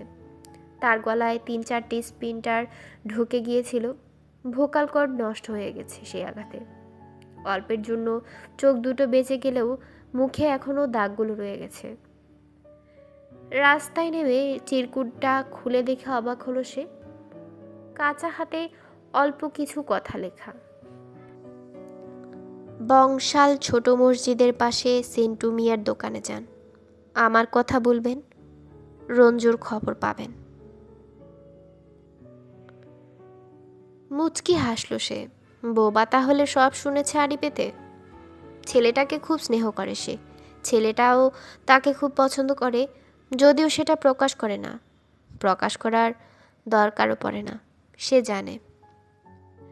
একটা রিক্সা নিয়ে সোজা চলে গেল বংশালে। জ্যামের মধ্যে বসে আছে এমন সময় ফোনটা বেজে উঠল। এটা তার ফোন নয়, গতকাল হাশেম সাহেবের কাছ থেকে নেওয়া সিমটা এই হ্যান্ডসেটে ব্যবহার করছে এখন। সতর্ক হয়ে উঠল সে। ব্ল্যাক রঞ্জু 2, তার মানে রঞ্জুর লোক সুলতান। কয়েকবার রিং হবার পর কলটা রিসিভ করলো। রিসিভ করার আগে ইনকামিং কল রেকর্ড করে রাখার অপশনটা চালু করে দিল সে। নিজ থেকে কিছু বলল না প্রথমে। ওপাশে যে আছে সেও কিছু বলল না। বুঝতে পারলো কলার তার মতোই বাইরে আছে। যানবাহনের শব্দ আর নয়েজ শোনা যাচ্ছে। আশেপাশে কোনো মসজিদ থেকে আজানের শব্দটাও শুনতে পাচ্ছে স্পষ্ট সে। এভাবে কয়েক সেকেন্ড চলে যাবার পর একটা অধৈর্য কণ্ঠ শোনা গেল। কি ভাই, কথা কর না কেন? কে বলছেন? আস্তে করে বলল সে। তার আগে কোন আপনি কে? কর্কশভাবে জানতে চাইল একটা অল্প বয়সী কণ্ঠ। বাস্টার্ডের ধারণা ছেলেটার বয়স 20-22-এর বেশি হবে না। আপনি কার কাছে ফোন করেছেন? নিজের পরিচয় না দিয়ে জানতে চাইল সে। এটা তো হাশেম সাহেবের ফোন। আপনি কে? আমি ওনার শ্যালক। মিথ্যেটা খুব সুন্দর করে বলল। ওনারে দেন, জরুরি দরকার আছে। উনি অসুস্থ, খুবই অসুস্থ। কি হয়েছে? গতকাল রাত থেকে প্রেশার হাই, এখন ঘুমাচ্ছেন। ডাক্তার ঘুমের ইঞ্জেকশন দিয়ে গেছেন। এখন তো কোনোভাবে ওনাকে ডাকা যাবে না। আপনার কোনো দরকার থাকলে আমাকে বলতে পারেন। ঠিক আছে, আমি ফোন করুম। ওনারে কইয়েন সুলতান ফোন করছে, রঞ্জু ভাইয়ের লোক, জরুরি দরকার আছে। ঠিক। লাইনটা কেটে গেলে চিন্তিত হয়ে ফোনের দিকে চেয়ে রইল সে। মিথ্যেটা সুন্দর করেই বলতে পেরেছে, আর ছেলেটাও বিশ্বাস করেছে তার কথা। কিন্তু একটা ব্যাপার বুঝতে পারছে না, এটা কি করে সম্ভব হলো। মোবাইলের ডিসপ্লেতে সময় দেখে নিল আবার 3টা 11। এ সময় আজান? আজব। সে নামাজের সঠিক সময়সূচি জানে না, কিন্তু এটা জানে এ সময় কোনো আজান দেওয়া হয় না। এটা কোনো নামাজের ওয়াক্তও নয়। তাহলে? ভাবনাটা তার মাথার খেলতেই রোমাঞ্চ বোধ অনুভব করল সে। বংশাল ছোট মসজিদের পাশে সেন্টু মিয়ার দোকানটা খুঁজে বের করতে তেমন একটা কষ্ট করতে হলো না। সেন্টু মিয়ার মুদি দোকানটা বেশ স্বল্প পরিসরের, জিনিসপত্রে ঠাসা। বোবা ছেলেটার পরিচয় দিতেই সেন্টু মিয়া তাকে ভেতরে নিয়ে বসতে বলল। চার পেয়ে একটা টুলে বসলো বাস্টার্ড। বয়স 50-এর উপর হলেও লোকটা একেবারে হ্যাংলা পাতলা, দেখতে ছেলে ছোকরাদের মতো। মাথার পাকা চুলে মেহেদির লাল রং, মুখে পান, সেটা চিবিয়ে যাচ্ছে বিরামহীনভাবে। দোকানে একজন কাস্টমার ছিল, তাকে বিদায় করে দিল সেন্টু মিয়া। কন, কি দরকার? আপনি কি লেখাপড়া জানেন? জানতে চাইল সে। পান চিবোতে চিবোতে সেন্টু মিয়া মাথা নেড়ে সায় দিল। অল্প একটু জানি। বোবা ছেলেটা তাকে যে কাগজ দিয়েছিল সেটা বাড়িয়ে দিল লোকটার দিকে। সেন্টু মিয়া কাগজটা পড়ে একবার আগন্তুকের দিকে তাকিয়ে আবার কাগজের দিকে মনোযোগ দিল। আমি ব্ল্যাক রঞ্জুর ব্যাপারে কিছু জানতে চাইছিলাম, বলল সে। সেন্টু মিয়া পান চিবানো বন্ধ করে ভালো করে বাস্টারকে দেখে নিল আরেকবার। তার মধ্যে একটু দ্বিধা থাকলেও সেটা ঝেড়ে ফেলল, কেননা বোবা ছেলেটা যে তাকে পাঠিয়েছে সেটা বুঝতে পারছে। হ্যাঁ তো দেশে নেই, হের খবর নিবেন কেমনে? আমি এমন একজনের কথা জানতে চাই যার সাথে ব্ল্যাক রঞ্জুর ঘনিষ্ঠ সম্পর্ক আছে। কথাটা বলেই পকেট থেকে কিছু টাকা বের করে সেন্টু মিয়ার দিকে বাড়িয়ে দিল। নির্বিকারভাবে টাকাটা হাতে নিয়ে ক্যাশ বাক্সে রেখে দিল সেন্টু মিয়া। কি জন্য জানতে চাইছেন সেটা কি কম যাইব? মাথা দোলালো বাস্টার্ড। আচ্ছা। পাশে রাখা একটা পাত্রে পিচকিরি ফেলল সে। মুখটা হাতের উল্টো পিঠ দিয়ে মুছে আবার বলতে লাগলো, সুলতান, হের সবচাইতে কাছের লোক হলো সুলতান। কোথায় থাকে? এইসব পোলাপানের কি ঠিক ঠিকানা আছে? আশেপাশে একটু সজাগ দৃষ্টি রেখে আবার বলতে লাগলো, অনেক আস্তানা আছে, আশেপাশেও একটা আস্তানায় থাকে মাঝে মধ্যে। বাস্টার্ড বুঝতে পারলো লোকটা ঠিকই বলেছে, এর কথায় আস্থা রাখা যায়। কোথায় সেটা? কোন বাড়িতে থাকে সেইটা কইবার পারো না। বংশাল, নাজিরা বাজার আর আগামসহ লেনের কোনো বাড়ি হইব। বাস্টার এটা আগেই ধারণা করেছিল। সুলতান যখন তাকে ফোন করে তখন তার ব্যাকগ্রাউন্ডে আজান শোনা যাচ্ছে। এই শহরে এমন কোনো মসজিদ নেই যেখানে বেলা 3:10 আজান দেওয়া হয়। তবে সে জানে এটা মোটেও অবাক করার ব্যাপার নয়। বিশেষ করে বংশাল, নাজিরা বাজার, আলুবাজার এসব এলাকার অনেক মসজিদে এমন সময় আজান দেওয়া হয়। কারণটা খুবই চমকপ্রদ। এইসব এলাকার লোকজন ইসলামের অনেকগুলো মাযহাবের একটি আহলে হাদিস সম্প্রদায়ের। আহলে হাদিসদের নামাজের ওয়াক্ত অন্যান্য মাযহাবের চেয়ে প্রায় 1 ঘন্টা এগিয়ে থাকে। তাদের নামাজ পড়ার ধরনটাও একটু ভিন্ন হয়। না বুঝে তাদের মসজিদে যারা ঢুকে পড়ে তারা এটা দেখে হাড়ে হাড়ে টের পায়। আমি এই সুলতানের সাথে দেখা করতে চাই, সেন্টু মিয়াকে বলল সে। এইসব পোলাপাইন থাকে আন্ডারগ্রাউন্ডে, ওগুলোকে দেখা করা সহজ না। পকেট থেকে আরও কিছু টাকা বের করে সেন্টু মিয়ার হাতে দিল বাস্টার্ড। দুনিয়াতে অবশ্য কোনো কামই সহজ না, একটু কষ্ট করলে সব কামই সহজ হয়ে যায়। ঠিক কইছি না? হ্যাঁ, একদম ঠিক বলেছেন। সুলতানের পাত্তা লাগানো যাইব, আপনি কাইল এসেন। টাকাটা পকেটে রেখে বলল সেন্টু মিয়া। একটু ভেবে বাস্টার্ড বলল, ঠিক আছে। আর একটা কথা, আপনি তো এখানেই থাকেন। সায় দিল সেন্টু মিয়া। এখানকার কোন মসজিদের আজান কোন রকম সেটা কি শুনে বলতে পারবেন? একটু ভেবে সেন্টু মিয়া বলল, আশেপাশে রইলে পারো। পকেট থেকে মোবাইল ফোনটা বের করে সুলতানের সাথে কথাবার্তার রেকর্ড করা অংশটাতে শোনাতে যাবে অমনি দোকানে একজন কাস্টমারের আবির্ভাব ঘটল। 10-12 বছরের এক পিচ্চি। 2টা 5-5। সেন্টু মিয়া বিরক্ত হয়ে বলল, সিগারেট নাই? ছেলেটা ভুরু কুচকে দোকানের র্যাকের দিকে চেয়ে বলল, ওই তো 5-5 প্যাকেট। আরে নাটকির পো, কইলাম না সিগারেট নাই, দিকদারি করিস না, যা এখন। ছেলেটা গজগজ করতে করতে চলে গেল। সেন্টু মিয়া বাস্টার্ডের দিকে ফিরে সে বলল, এখানে সুলতানের সাথে আমার কথাবার্তা রেকর্ড করা আছে। ও যখন কথা বলছিল তখন পেছনে একটা মসজিদ থেকে আজান হচ্ছিল। আমি নিশ্চিত এটা আহলে হাদিস মসজিদের হবে। আপনি শুনে দেখেন চিনতে পারেন কিনা। মোবাইলটা সেন্টু মিয়ার হাতে তুলে দিল সে। বেশ মনোযোগ দিয়ে মোবাইলের সংলাপ শুনে গেল সেন্টু মিয়া। তবে তার মুখের অভিব্যক্তি দেখে কিছুই বোঝা গেল না। সেন্টু মিয়া মুখ খোলার আগেই আরও কিছু টাকা ধরিয়ে দিল তার হাতে। আপনি দেখি মেশিনের মতো টাহা দিতেছেন। কথাটা বলেই হেসে ফেলল সে। মিথ্যা কথা কমু না, আমি ধরবার পারছি এক এক মসজিদের এক এক রকম আজান। মাগার যারা এখানে থাকে তারা ঠিকই কইতে পারবো কোন মসজিদের আজান। এটা কোন মসজিদের আজান? এইটা নাজিরা বাজার আহলে মসজিদের আজান। আপনি কি শিওর? একেবারে শিওর। ওই মসজিদের মুয়াজ্জিনের মতো ফাটা গলার আওয়াজ আর কোন হালাই দিব? বাস্টার্ড হেসে ফেলল তার কথায়। জীবনে বহু আজান শুনছি, মাগার এইরকম ফাটা বাঁশের আওয়াজ শুনি নেই।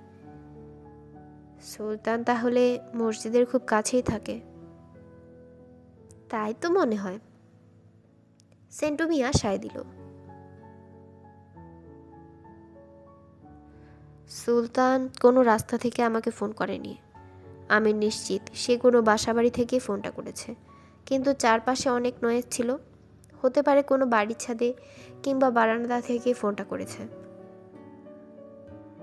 বাস্টার্ডের কথাগুলো খুব মনোযোগ দিয়ে শুনে গেল সেন্টু মিয়া। ঠিক কইছেন। সেন্টু মিয়া এবার ঝুঁকে এলো। আরেকটা আওয়াজ আপনি হয়তো খেয়াল করেন নাই। কোন আওয়াজ? বাস্টার্ড কৌতূহলী হয়ে উঠল। বিজ্ঞের মতো মাথা দোলাতে লাগলো সেন্টু মিয়া। অবশ্য আপনার বোঝার কথা না, অনেক আওয়াজের মধ্যে ওই আওয়াজটাও আছে। বাস্টার্ড আর কোনো কথা না বলে আরও কিছু টাকা বের করলো। কোন আওয়াজের কথা বলছেন? দোকানপাটের শাটার আছে না, ওই শাটার বানানোর অনেক কারখানা আছে ওই এলাকায়। নাজিরাবাদা আহলে মসজিদের লগেও একটা শাটারের কারখানা আছে। টিনের উপর কাঠের হাতুড় দিয়া কাম করে কারিগররা। ঠাক ঠাক কইরা আওয়াজ হয়। সব সময় শুনি তো, তাই আওয়াজ হই না বুঝা গেছি। তার মানে সুলতান ওই শাটার কারখানার খুব কাছে কোথাও। মাথা নেড়ে সায় দিল সেন্টু মিয়া। আপনার কপাল ভালা, ওই মসজিদের চারপাশে দোকানপাটি বেশি। বাসা বাড়ি বলতে মাত্র 3টা বাড়ি। তাহলে সুলতান ওই 3টা বাড়ির যে কোনো একটাতে। না না না, কোন বাড়ি থেকে কথা বলছে আমি মনে হয় বুঝতে পারছি। সেন্টু মিয়ার কথা শুনে অবাক হলো সে। এতটা আশা করেনি, অন্তত এত জলদি। কোন বাড়ি? আমার মনে হইতেছে আলিমুদ্দিনের বাড়ি হইব। সেন্টু মিয়ার কথাই ঠিক। মসজিদের আশেপাশে খুব কমই বাসাবাড়ি আছে, বেশিরভাগই প্লেন শিটের দোকান আর নানা ধরনের ব্যবসায়িক প্রতিষ্ঠান। শাটারের কারখানার পাশেই আলিমুদ্দিনের 3তলা বাড়িটা। সেন্টু মিয়া কেন এই বাড়িটার উপর জোর দিয়েছে তার কারণ খুব সহজ। বাকি দুটো বাড়ির একতলা, একটার খুবই ছোট। সামনে একটা মুদি দোকান, পেছনে দুটো ছোট ছোট রুম। সেন্টু মিয়ারই দূর সম্পর্কের এক বিধবা আত্মীয় নিজের ছেলের সাথে ওখানে থাকে। আরেকটা বাড়ি দোতলা, নিচের তলায় প্লেন শিটের একটা বড়সড় গোডাউন, আর উপরের তলায় থাকে মালিক নিজে। তাকেও সেন্টু মিয়া চেনে। মালিকের 3 মেয়ে, কোনো ছেলে নেই। সুতরাং সুলতানের মতো সন্ত্রাসী ওখানে ওঠার প্রশ্নই ওঠে না। মনে মনে সেন্টু মিয়ার বিচর বুদ্ধির প্রশংসা করতেই হয়। লোকটা আসলেই কাজের। আলিমুদ্দিনের 3তলা বাড়িটা বেশ বড়। পাশে যতটা চওড়া তার চেয়ে লম্বায় অনেক বেশি, অনেকটা বড় সড়ো জাহাজের মতো। এই বাড়িটার মালিক আলিমুদ্দিন নিজে, এখানে থাকে না। পরিবার নিয়ে সে থাকে ধানমন্ডিতে। পুরো বাড়িটাই ভাড়া দেয়া। পুরনো বাড়ির কাঠামোর উপর অপরিকল্পিতভাবে তৈরি করা হয়েছে 3য় বাড়িটি। নিজের খালি জায়গাটাও টিন শেডের কতগুলো ঘর বানিয়ে নিম্ন আয়ের লোকদের কাছে ভাড়া দেওয়া হয়েছে। মূল বাড়ির 3টি তলার মধ্যে উপরের তলায় কারা থাকে সে ব্যাপারে সেন্টু মিয়া কোনো তথ্য দিতে পারেনি। সে বলেছে তার ধারণা ওই তলাতেই হয়তো সুলতান থাকতে পারে। এটা নিছক অনুমান। একটা কৌশল ঠিক করে নিল মনে মনে। আলিমুদ্দিনের বাড়ির সামনে যে একতলা বাড়িটা আছে সেটার গেটের পাশেই আছে একটা মুদি দোকান। এখানকার একমাত্র মুদি দোকান এটি। 30-35 বছরের এক লোক বসে আছে। বাসটা এগিয়ে গেল সে দোকানের দিকে। কি লাগবো? মুদি দোকানি লোকটা জানতে চাইলেও সে কিছু বলল না। লোকটার খুব কাছে গিয়ে দাঁড়ালো। আমি ইন্ডিয়া থেকে এসেছি। কথাটা বলেই খেয়াল করলো দোকানের মধ্যে কোনো পরিবর্তন হলো কিনা। না, লোকটা বুঝতেই পারছে না সে কি বলছে। আমি রঞ্জু ভাইয়ের লোক। হ্যাঁ, এবার কাজ হয়েছে। লোকটা চমকে উঠেছে, কিন্তু সেটা বুঝতে দিচ্ছে না। সুলতানের সাথে দেখা করতে এসেছি, কিন্তু তার বাড়িটা খুঁজে পাচ্ছি না। ঠিকানাও হারিয়ে ফেলেছি। ফোন করেন? দোকানি সন্দেহ চোখে তাকালো। এর নম্বর আপনার কাছে নাই? মোবাইল বন্ধ। অনেকবার চেষ্টা করেছি। মনে হলো দোকানে কিছু ভাবছে। এখন তো বাসায় নাই, সন্ধ্যার আগে ফিরবও না। সন্ধ্যার দিকে পাওয়া যাবে? মনে হয় পাইবেন। সন্ধ্যার একটু পরে আসেন। দোকানি এখনও তাকে খুঁটিয়ে খুঁটিয়ে দেখছে। তাহলে আমি সন্ধ্যার দিকেই আসি, কি বলেন? আসেন। বাসটার চলে যেতে উদ্যত হবে কি মনে করে যেন আবার দোকানের কাছে ফিরে এলো। কিন্তু তার বাড়িটা তো চিনি না। সুলতান মনে ছিল আপনার দোকানের পাশেই। কোন বাড়িটা বলবেন কি? লোকটার চোখে মুখে সন্দেহ আরও প্রকট হলো। সে কিছু বলার আগেই বাস্টার্ড বলল, তার ফোন যদি সন্ধ্যার সময়ও বন্ধ থাকে তাহলে তো সমস্যা। সমস্যা হইব কেন? জায়গা মতোই তো পড়ছেন। এই যে বাম দিকের 3 তলা বাড়িটা আছে না? হাত নেড়ে বাম দিকে ইশারা করলো সে। একেবারে উপরের তলায় চলে যাবেন। হাত বাড়িয়ে দিল বাস্টার্ড। দোকানি একটু ভ্যাবাচাকা খেয়ে তার সাথে করমর্দন করলো। আপনার কথা আমি রঞ্জু ভাইকে বলবো। অনেক ধন্যবাদ। দোকানের মুখে হাসি দেখা গেল এবার। তাহলে আমি সন্ধ্যার সময় আসি। হাতটা না ছেড়েই বলল বাস্টার্ড। দোকানি মাথা নেড়ে সায় দিল। কিন্তু সন্ধ্যার সময় সুলতান আসে কিনা সেটা কেমনে জানবো? সন্ধ্যার পর হে আইবই, জোর দিয়ে বলল দোকানি। আমি তো উঠেছি গুলশানে, এত দূর থেকে এসে যদি দেখি সে আসেনি, আবার ফোনটাও ধরেন বন্ধ, সমস্যা না? হাতটা এখনো ধরে রেখেছে সে। ট্যাকটাইল কমিউনিকেশন, যোগাযোগ বিশেষজ্ঞরা মনে করেন কাউকে কনভিন্স করার জন্য নাকি স্পর্শের একটা গুরুত্ব আছে। মুখের কথার চেয়ে শারীরিক সংস্পর্শ সহকারে বললে ভালো ফলাফল পাওয়া যায়। এখন সেটাই করছে সে। কথা তো ঠিকই কইছেন, দোকানি একমত পোষণ করলো। আপনার যদি মোবাইল থাকে তাহলে গুনশাল থেকেই আপনাকে ফোন করে জেনে নিতাম সুলতান এসেছে কিনা, তাই না? এ কথায় লোকটাও সায় দিল। আমাকে এটুকু উপকার করলে সুলতানও আপনার উপর খুশি হবে। সমস্যা নাই, আমার ফোন নাম্বার লইয়া যান, সন্ধ্যার পর ফোন দিয়েন। লোকটা তার ফোন নাম্বার বলতে লাগলো। লোকটার হাত ছেড়ে দিয়ে তার ফোন নাম্বারটা নিজের ফোনে সেভ করে নিল বাস্টার্ড। ধারণা করেছিল সুলতানের খোঁজ পেতে কম করে হলেও 2-3 দিন লাগবে। সেরকম প্রস্তুতিও তার ছিল, কিন্তু এখন মনে হচ্ছে অনেক আগেই কাজটা করা যাবে। বেশ ফুরফুরে মেজাজে 3 তলা বাড়িটার চারপাশ ঘুরে দেখতে লাগলো সে। তার হাতে অনেক সময় আছে, এই সময়টা কাজে লাগাতে হবে। সন্ধ্যা 6টার পরেই আলমুদ্দিনের বাড়ির পাশে মুদি দোকানে 22-23 বছরের এক ছেলে ঢুকলে দোকানি নিজের জায়গা থেকে উঠে সম্ভ্রমের সাথে সালাম দিয়ে কী যেন বলে গেল। লোকটার কথা শুনে ছেলেটা খুব অবাক হয়ে ভুরু কুঁচকে চেয়ে রইল কিছুক্ষণ। তারপরে ছেলেটা দোকান থেকে হন হন করে বের করে আলিমুদ্দিনের বাড়িতে ঢুকে পড়ল। দোকানের চোখে মুখে তখন বোকা বোকা ভাব চোখে ফুটে উঠল। এমনকি রাস্তার ওপারে দোতলার উপর থেকেও সেই চেহারায় কিছুটা ভয় দেখতে পেল বাস্টার্ড। বিকেলের পর থেকে এই এলাকা ছেড়ে আর অন্য কোথাও যায়নি সে। এখানকারই এক হোটেলে খাবার খেয়েছে, আর সেটা করতে গিয়ে তার লাভই হয়েছে। এটা খুবই ঘনবসতি এলাকা, তার উপর হোটেল রেস্তোরাঁয় স্থানীয় অধিবাসীদের আড্ডা মারার স্বভাব বেশ পুরনো। একটু কান পাতলে তাদের চড়া গলার কথা স্পষ্ট শোনা যায়, আর এসব গালগপ্পের ভিড়ে কখনো কখনো অনেক প্রয়োজনীয় তথ্য পাওয়া যায় একেবারে বিনা খরচায়। তো বাস্টার্ডেরও কিছু বাড়তি তথ্য জানা হয়ে গেছে ভাত খেতে খেতে। তার পাশের টেবিলেই বসেছিল 2 মাঝবয়সী লোক। ভাত খাওয়ার চেয়ে তারা কথাই বলছে বেশি। কাইল্লা রুজু বলে আমির হোসেনরে ফাফড় দিছে। মাথায় টুপি দেয়া পাঞ্জাবি লুঙ্গি পরা একটি লোক বলছিল তার সঙ্গীকে। প্লেটের ভাত আর মুরগির ঝাল ফ্রাই মেশাতে মেশাতে প্যান্ট শার্ট পরা সঙ্গী বলল, দিছে মাইনে, আমির হোসেনের তো পাতলা পায়খানা শুরু হয়ে গেছে। কত চাইছে এবার? শুনলাম 10 লাখ। আমির হোসেনরে বলে খিটকি মাইরা বইয়া গেছে, বাড়ির বাইর হয় না। পরশুগা তো ওর দোকানের এক কর্মচারীরে গুলি করছে, হুনো নাই? শুনছি তো। আমির হোসেন এখন কি করব? কি আর করব, টাকা তো দিতেই হইব।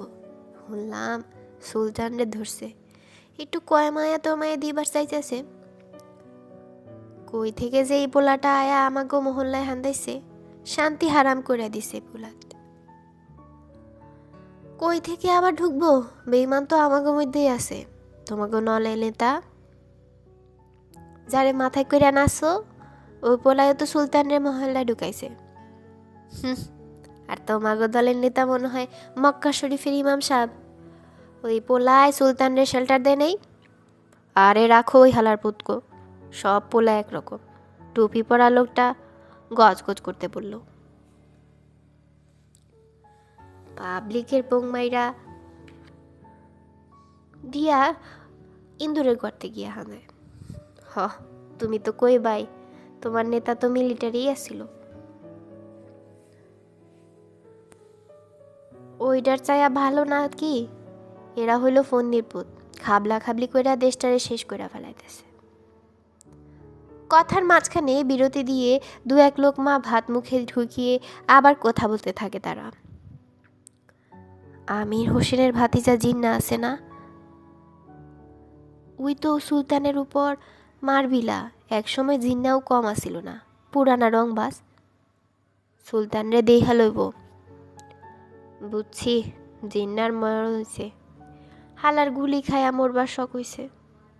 আরে মিয়া হুনো, বাপের উপরেও বাপ আছে। কাইল্লা রঞ্জু আর সুলতান রে যত বড়ই হোক না, একটা সীসা ঢুকাই দিলেই সব শেষ। কই যাইব মাস্তানি?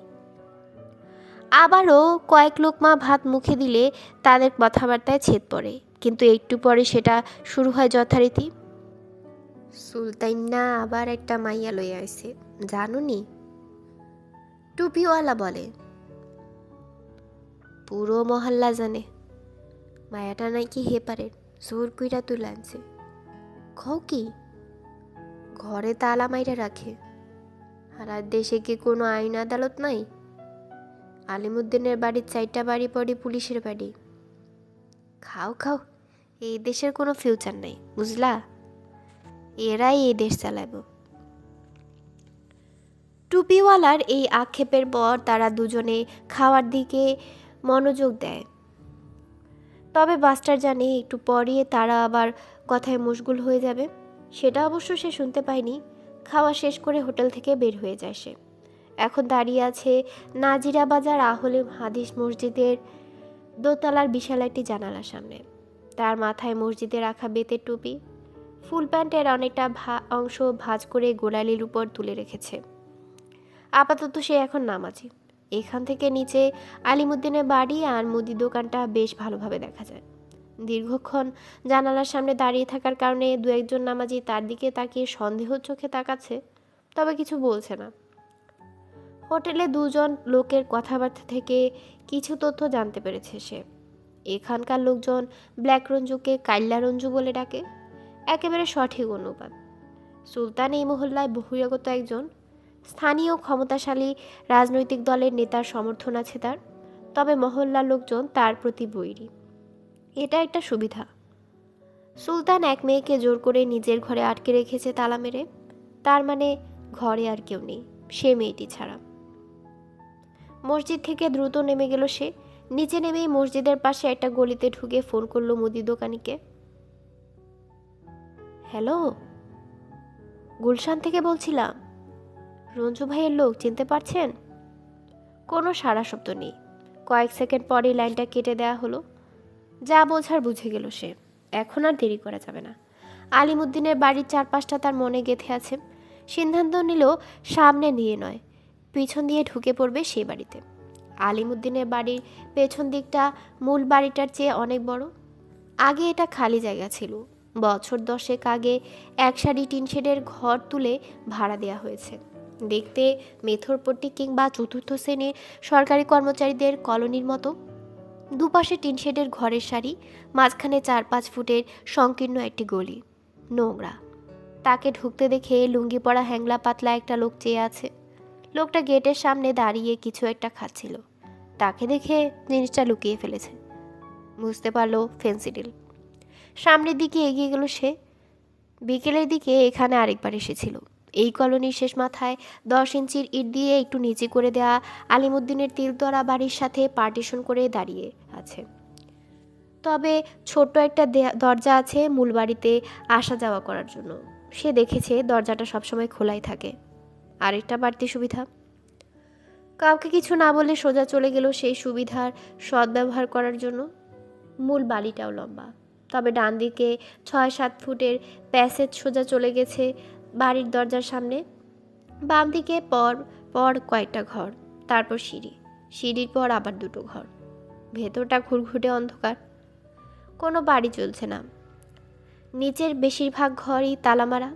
শুধু একটা ঘর থেকে আলো জ্বলতে দেখা যাচ্ছে। সেই ঘরটার পাশেই সিঁড়ি। সিঁড়ি দিয়ে সোজা উপরে উঠে গেল সে। 3 তলার ঘরগুলোর সব দরজাই বন্ধ, তবে তালা দেয়া নেই। নিচে যে প্যাসেজ ছিল 3 তলায়, সেটাই বারান্দা কাম প্যাসেজ। সুলতান সম্ভবত এখান থেকেই তার সাথে ফোনে কথা বলেছিল, কারণ এখান থেকেই বড় রাস্তাটা দেখা যায়। শাটারের কারখানাটাও এখান থেকে চোখে পড়ে। কিন্তু কোন ঘরে আছে সুলতান? সবগুলো ঘর ঢু মেরে দেখা তো সম্ভব না। ব্যালকনিতে দাঁড়িয়ে মুচকি হেসে পকেট থেকে মোবাইল ফোনটা বের করলো।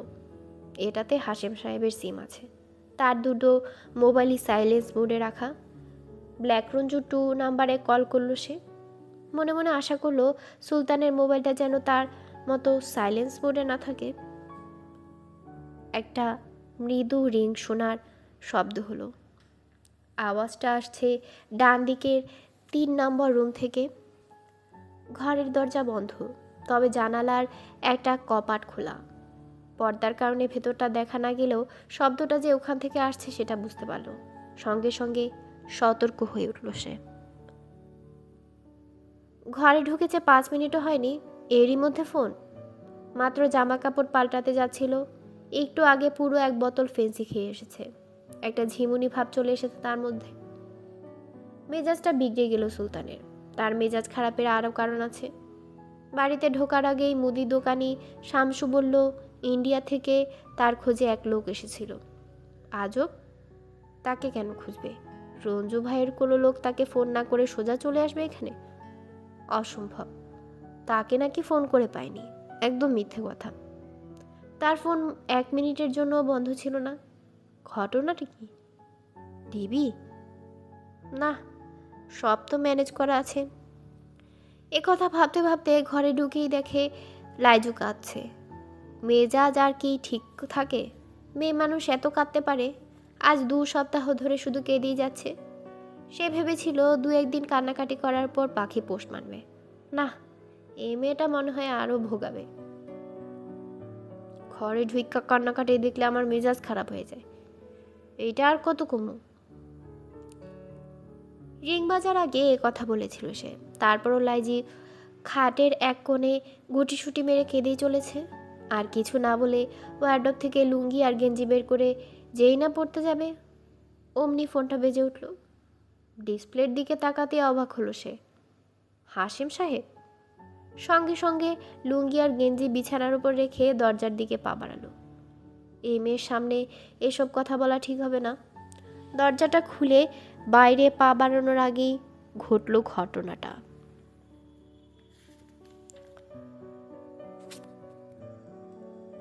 ব্ল্যাকরঞ্জুর অন্যতম ঘনিষ্ঠ সহযোগী সুলতান তার নিজ ঘরের খাটের উপর এক হাতে নাক চেপে বসে আছে। তার থেকে একটু দূরে বসে আছে আলুথালু চুলের এক মেয়ে।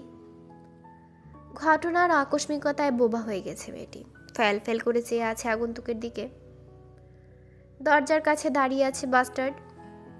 একটু আগে দরজাটা বন্ধ করে দিয়েছে। তার ডান হাতে সাইলেন্সার লাগানো একটি পিস্তল তাক করে রেখেছে বিপর্যস্ত হওয়া সুলতানের দিকে। ফোন হাতে নিয়ে দরজা খুলতেই দরজার কপাটটা সজোরে সুলতানের মুখে আঘাত করলে কয়েক পা পেছনে ছিটকে পড়ে সে। খাটে বসে মেয়েটি আটকে উঠেছিল ঠিকই, তবে পিস্তল দেখে সঙ্গে সঙ্গে চুপ মেরে গেছে। বাস্টার জানে আশেপাশের লোকজন কিছু শুনতে পেলেও তারা ধরে নেবে সুলতান হয়তো মেয়েটিকে নির্যাতন করেছে। দরজার কপাটের আঘাতে সুলতানের নাক ভেঙে গলগল করে রক্ত পড়তে থাকে।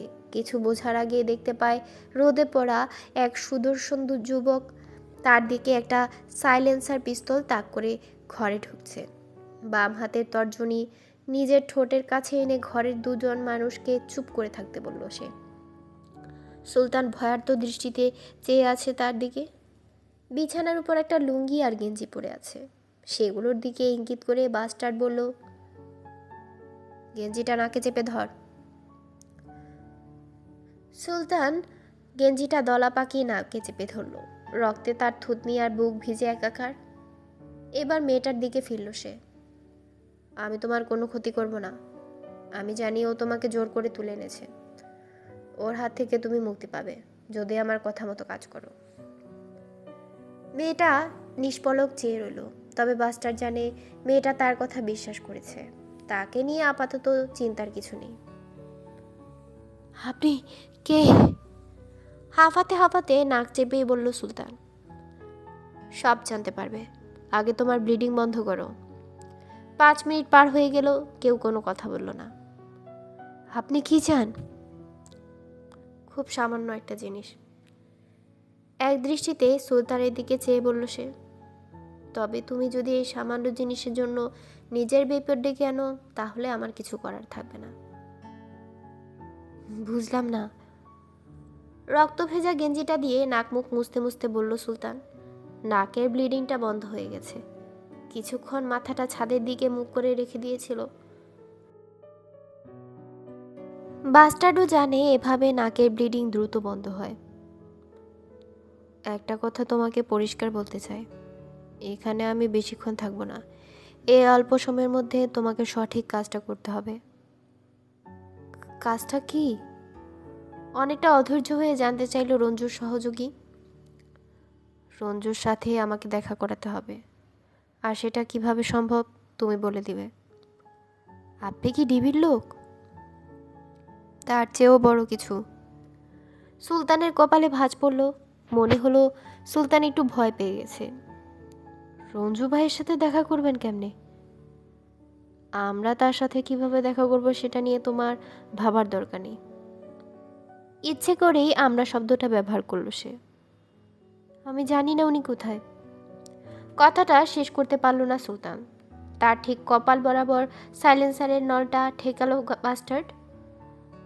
আমি আগেই বলেছি আমার হাতে বেশি সময় নেই, আর এটা তো তুমি চিনেছ নাকি? মাথা নেড়ে সাই দিল সুলতান। এটা দিয়ে গুলি করলে কোনো শব্দ হবে না।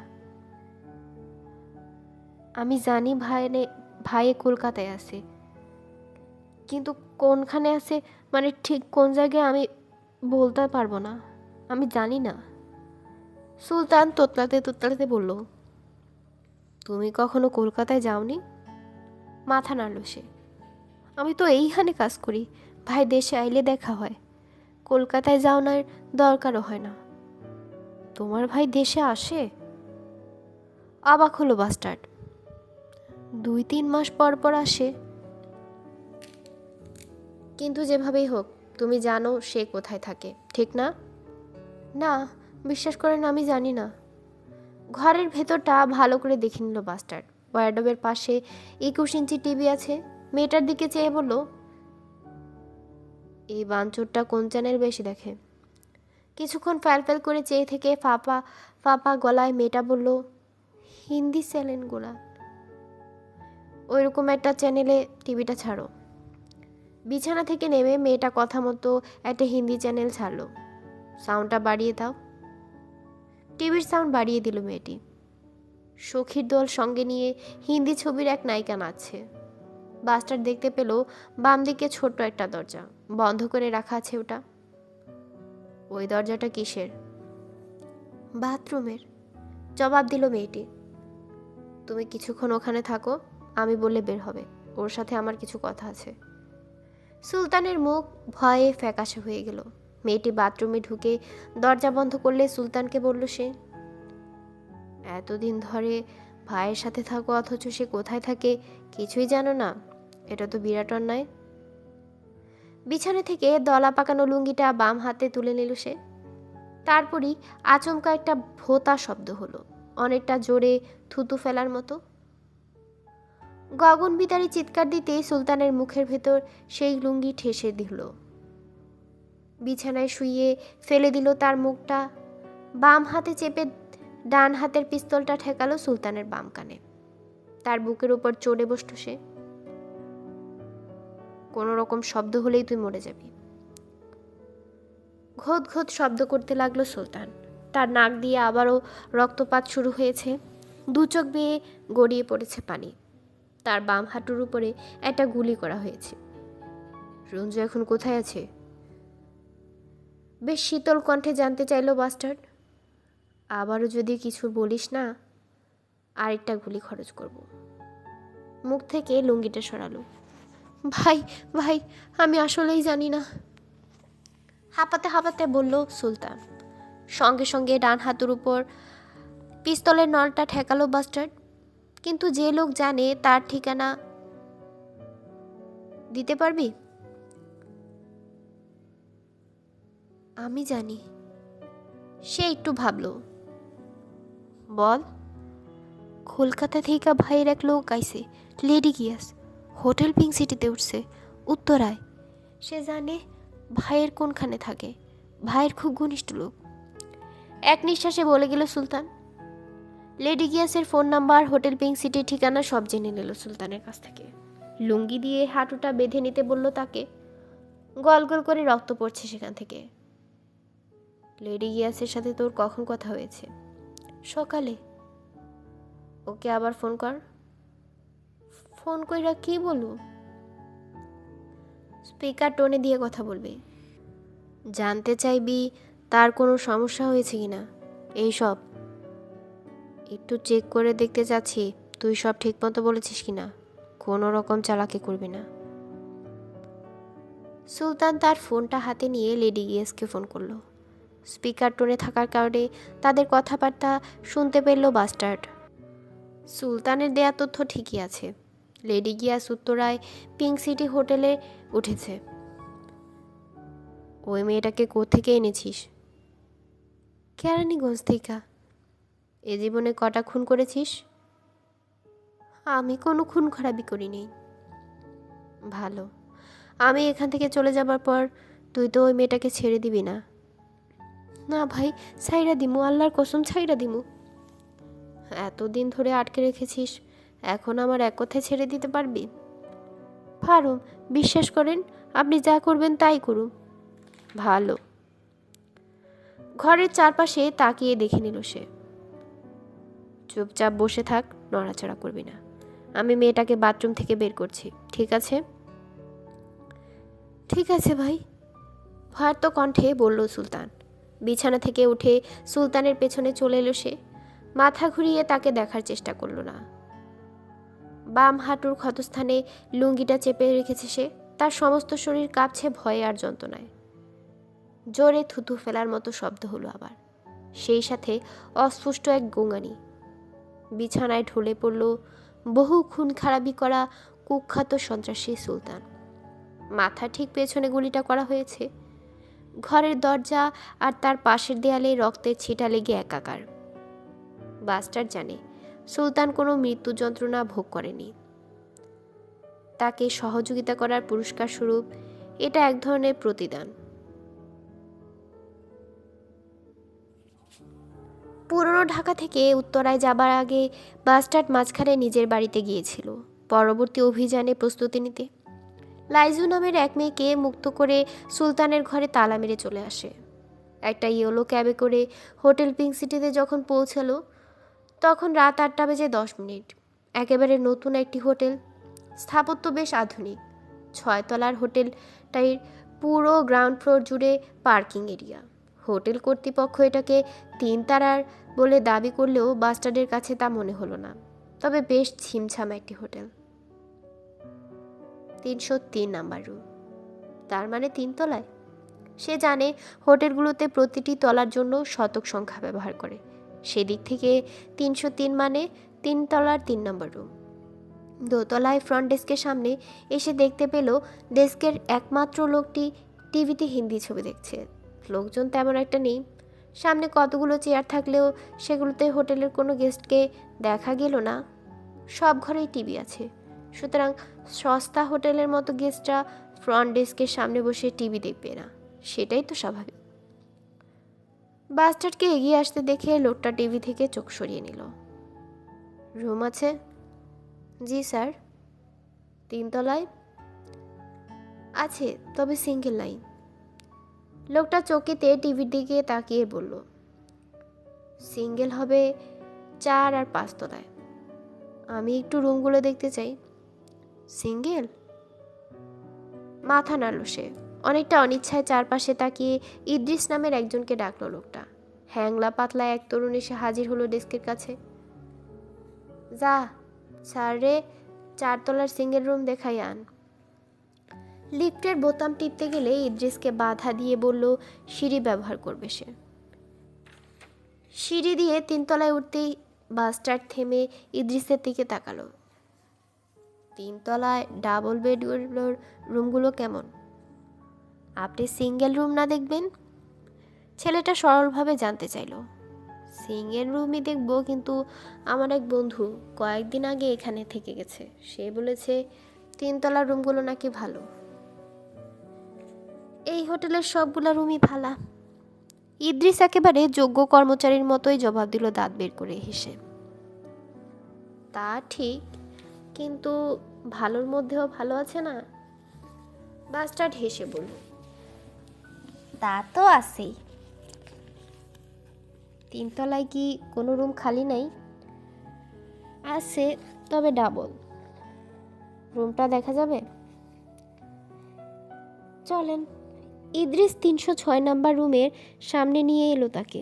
পকেট থেকে চাবি বের করে খোলার আগে বাস্টার 303 নাম্বার রুমটা দেখে নিল, প্যাসেজের একেবারে শেষ মাথায়।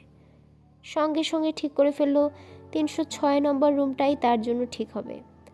তারপরও বাড়তি সুবিধার জন্য 303-এর ঠিক বিপরীতে 304 নাম্বার রুমটা দেখে পেছন থেকে ইদ্রিসের কাঁধে হাত রাখল।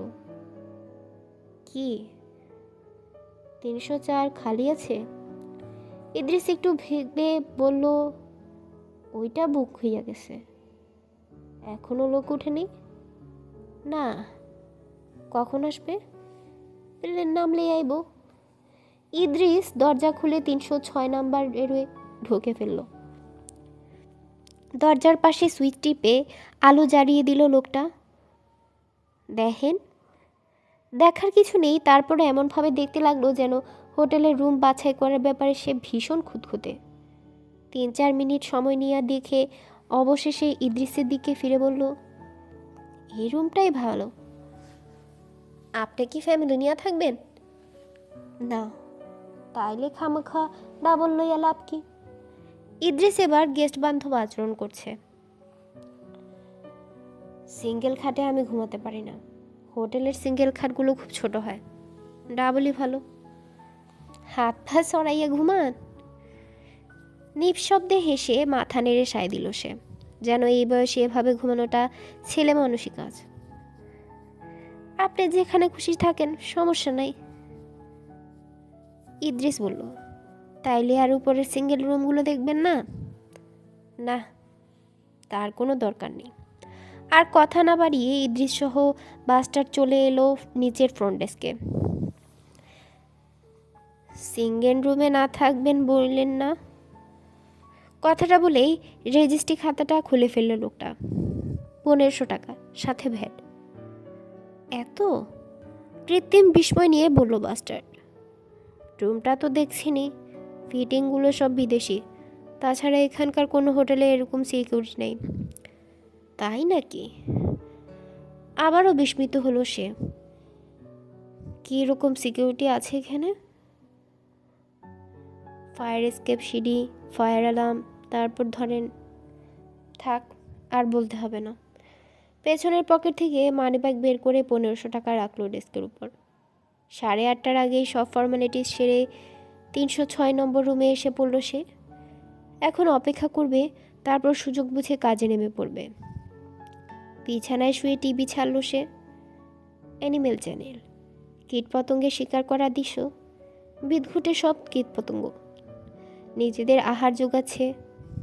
বন্ধ করে দিল সে। তার পছন্দ বাঘ, সিংহ, নেকড়ে, ঈগল। কীটপতঙ্গ তার ঘেন্না লাগে। ঘরের বাতি নিভিয়ে চুপচাপ বিছানায় পড়ে রইল। এই সময়টায় নিজের পরিকল্পনা আরও গুছিয়ে নিতে পারবে। চোখ বন্ধ করে ফেলল সে, তবে ঘুমালো না। 9টা বাজার 5 মিনিট আগে উঠল সে। চেক করে নিল সাইলেন্সার পিস্তলটা। তার কাছে এখন 3টা মোবাইল। একটাতে আবুল হাশেমের সিম, অন্যটা সুলতানের, আর তার নিজেরটা তো আছেই। দরজা খুলে আস্তে করে মাথাটা শুধু বের করলো। প্রথমে ডানে, তারপর বামে। কেউ নেই।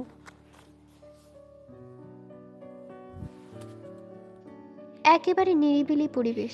সম্ভবত হোটেলে গেস্টের সংখ্যা কম। বাইরে এসে দরজাটা বন্ধ করে 303 নম্বর রুমের কাছে চলে এলো। দরজার নিচ দিয়ে তাকিয়ে দেখলো কোনো আলো জ্বলছে না। তার মানে ঘরে কেউ নেই, নাকি লেডি গিয়াস ঘুমিয়ে আছে? তাকে নিশ্চিত হতে হবে। দরজায় টোকা মারল সে, পরপর বেশ কয়েকটি। কোনো সাড়া শব্দ নাই। একটু অপেক্ষা করে আবারও টোকা মারল। ভেতর থেকে দরজা খুলে দিলে সে হয়ে যাবে মাতাল এক গেস্ট। তার ঘর কোনটা জানতে চাইবে, মাতলামির অভিনয় করবে। কোনো সমস্যা হবে না, বড় জোর কয়েকটা গালি হজম করতে হবে তাকে। না, কেউ দরজা খুলছে না। 303-এ কেউ নেই। লেডি গিয়াস তাহলে উঠেছে কোথায়? আরও দুটো সম্ভাবনার কথা মনে পড়ে গেল তার। হয়তো রুম ছেড়ে চলে গেছে, কিংবা এখনও রুমে ফিরে আসেনি। তার হাতে অবশ্য আরেকটা তাস আছে, লেডি গিয়াসের ফোন নাম্বার। সুলতানের নাম্বার থেকে না করে তার নাম্বার থেকে একটা ফোন করলো সে। প্রথমবার এক দফা রিং হবার পর কেউ ফোন ধরল না। চিন্তায় পড়ে গেল বাস্টার্ড। আবার ডায়াল করলো। 4বারের পর কলটা রিসিভ করলো। বাজখাই গলায় একটা কণ্ঠ বলল, কে? সে কিছু বলল না। লেডি গিয়াস কোথায় আছে বোঝার চেষ্টা করলো। কে কে বলেছেন? দোস্ত, কেমন আছো? বেশ আন্তরিকভাবেই বলল বাস্টার্ড। কে? মহাবিরক্ত লেডি গিয়াস। আরে দোস্ত, আমি কালাম। ওই মিয়া কারে ফোন দিছেন? ঝাড়ি মেরে বলল লেডি গিয়াস। তুমি মজনু না? ধুর শালা, wrong number. Lady Giyas line কেটে দিল। বাস্টার্ড বুঝতে পারল লেডি গিয়াস বাইরে আছে। তাহলে কি হোটেল ছেড়ে চলে গেছে, নাকি হোটেলে ফিরে আসছে? মেজাজে একটু খারাপই হলো তার।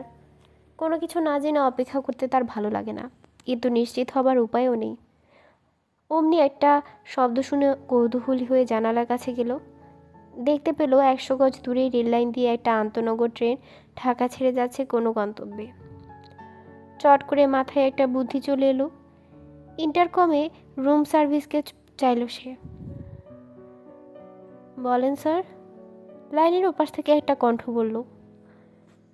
আমার রুমের পাশ দিয়ে তো ট্রেন যায়, অভিযোগের সুরে বলল বাস্টার্ড। জি স্যার। ছেলেটা বুঝতে পারল না সমস্যা কোথায়। আরে, ট্রেনের আওয়াজে কি ঘুম আসবে নাকি? স্যার, এটাই শেষ ট্রেন, আর ট্রেন যাবে না। রাতে নিশ্চিন্তে ঘুমাতে পারবে। তুমি বললেই হলো। মাঝরাতে ঢাকার বাইরে থেকে ট্রেন আসবে, তখন বলবে ওটাই শেষ ট্রেন।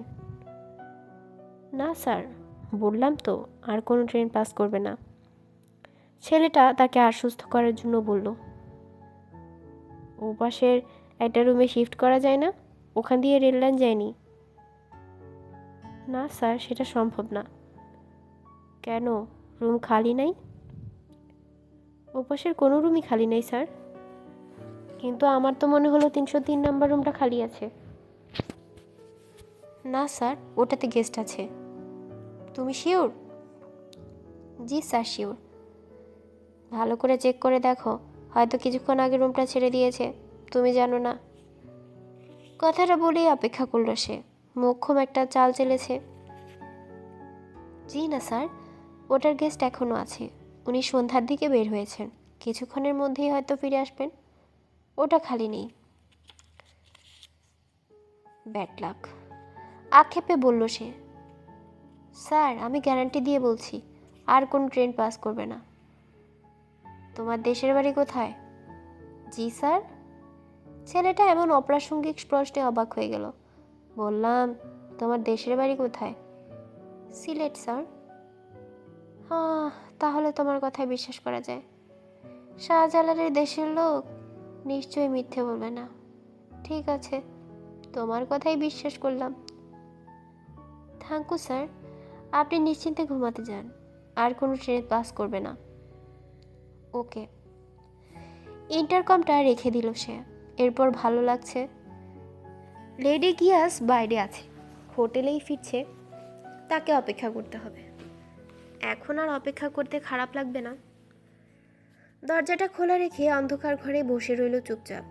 303 নাম্বার রুমে যেই ঢুকুক না কেন তাকে দেখতে পাবে। 10 মিনিট পর এক দম্পতি তার দরজার সামনে দিয়ে চলে গেল। 304-এর কেউ? বিদেশ থেকে আসার কথা ছিল যাদের? তাই হবে। বসে রইল সে। আরও 10-15 মিনিট পার হয়ে গেলেও লেডি গিয়াসের কোনো দেখা পেল না। পুরো হোটেল জুড়ে নেমে এসেছে নিস্তব্ধতা। সন্দিহান হয়ে উঠল সে। লেডি গিয়াসকে তবে সুলতানের মৃত্যুর খবর জেনে গেছে? সটকে পড়েছে কোথাও, কিন্তু কিভাবে জানবে? সুলতানকে ফোন করলে তো সেই রিসিভ করতো কলটা। না, কালকের সকালের আগে সেটা জানা সম্ভব না। হয়তো 2-3 দিনের ব্যাপারে আশা করা যায়। 2-3 দিন পর হয়তো ব্যাপারটা মানুষ জানতে পাবে। অনেক আস্তানা আছে সুলতানের। আলিমুদ্দিনের বাড়িটা হলো সেরকমই একটা। ওখানে এক মেয়েকে আটকে রেখেছিল সে। তার দলের লোকজন নিশ্চয়ই ওখানে ঘন ঘন যাতায়াত করে না? ঠিক এমন সময় সিঁড়ির কাছে লোকজনের আওয়াজ শুনতে পেয়ে সতর্ক হয়ে উঠল। একজন নয়, বেশ কয়েকজনের শব্দ। অন্ধকারে বসে খোলা দরজার দিকে চেয়ে রইল। এক মাঝবয়সী ভদ্রমহিলা তার দরজার সামনে দিয়ে চলে গেল। 1-2 সেকেন্ড পর এক হোটেল বয় ভারী একটা লাগেজ বই নিয়ে চলে গেল মহিলার পেছন পেছন। কপালে ভাঁজ পড়ে গেল তার। এরা কারা? একটু পরই 50 ঊর্ধ্ব এক লোক হাতে একটা ছোট্ট লাগেজ নিয়ে হাঁপাতে হাঁপাতে তার দরজাটা অতিক্রম করলো। চেয়ার থেকে উঠে দরজা দিয়ে মাথাটা বের করে দেখল সে 304-এ ঢুকেছে লোকটা। গায়ের পশম দাঁড়িয়ে গেল তার।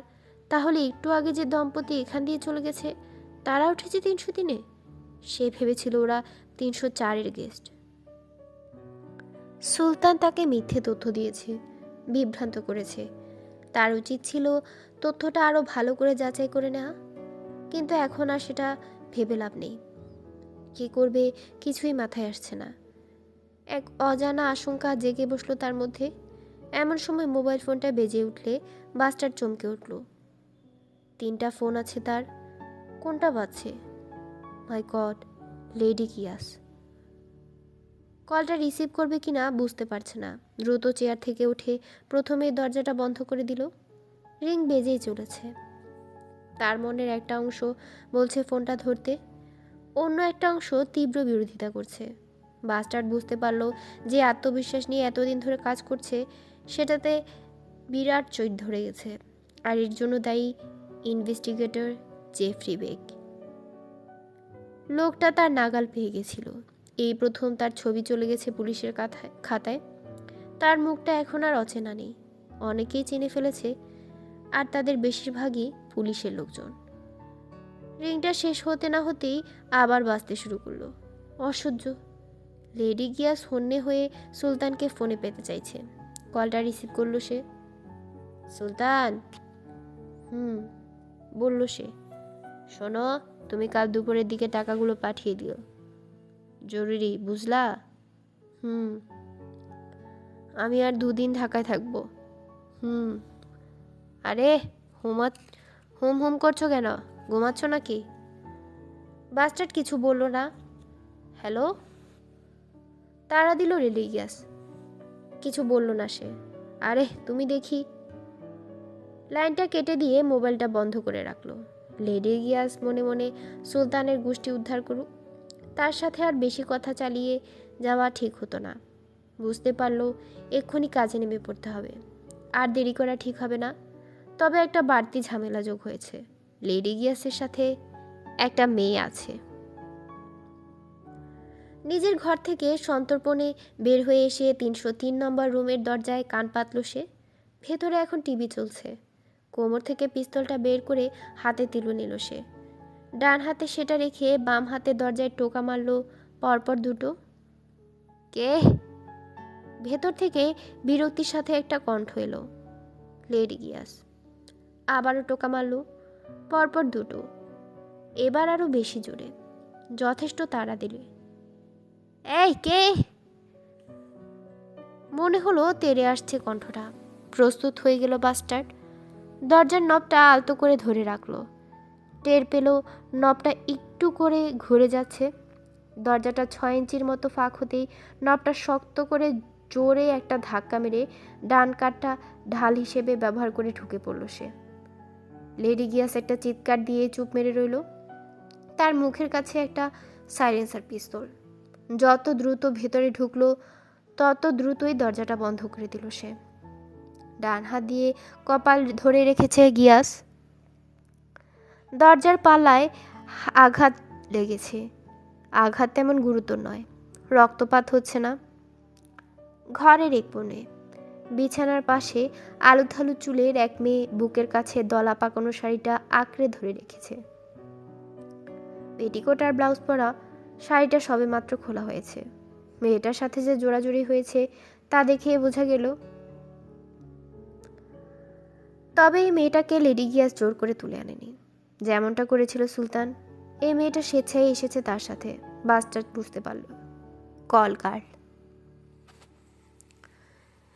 লেডি গিয়াস নামে লেডি হলেও দেখতে বেশ ভীতিকর।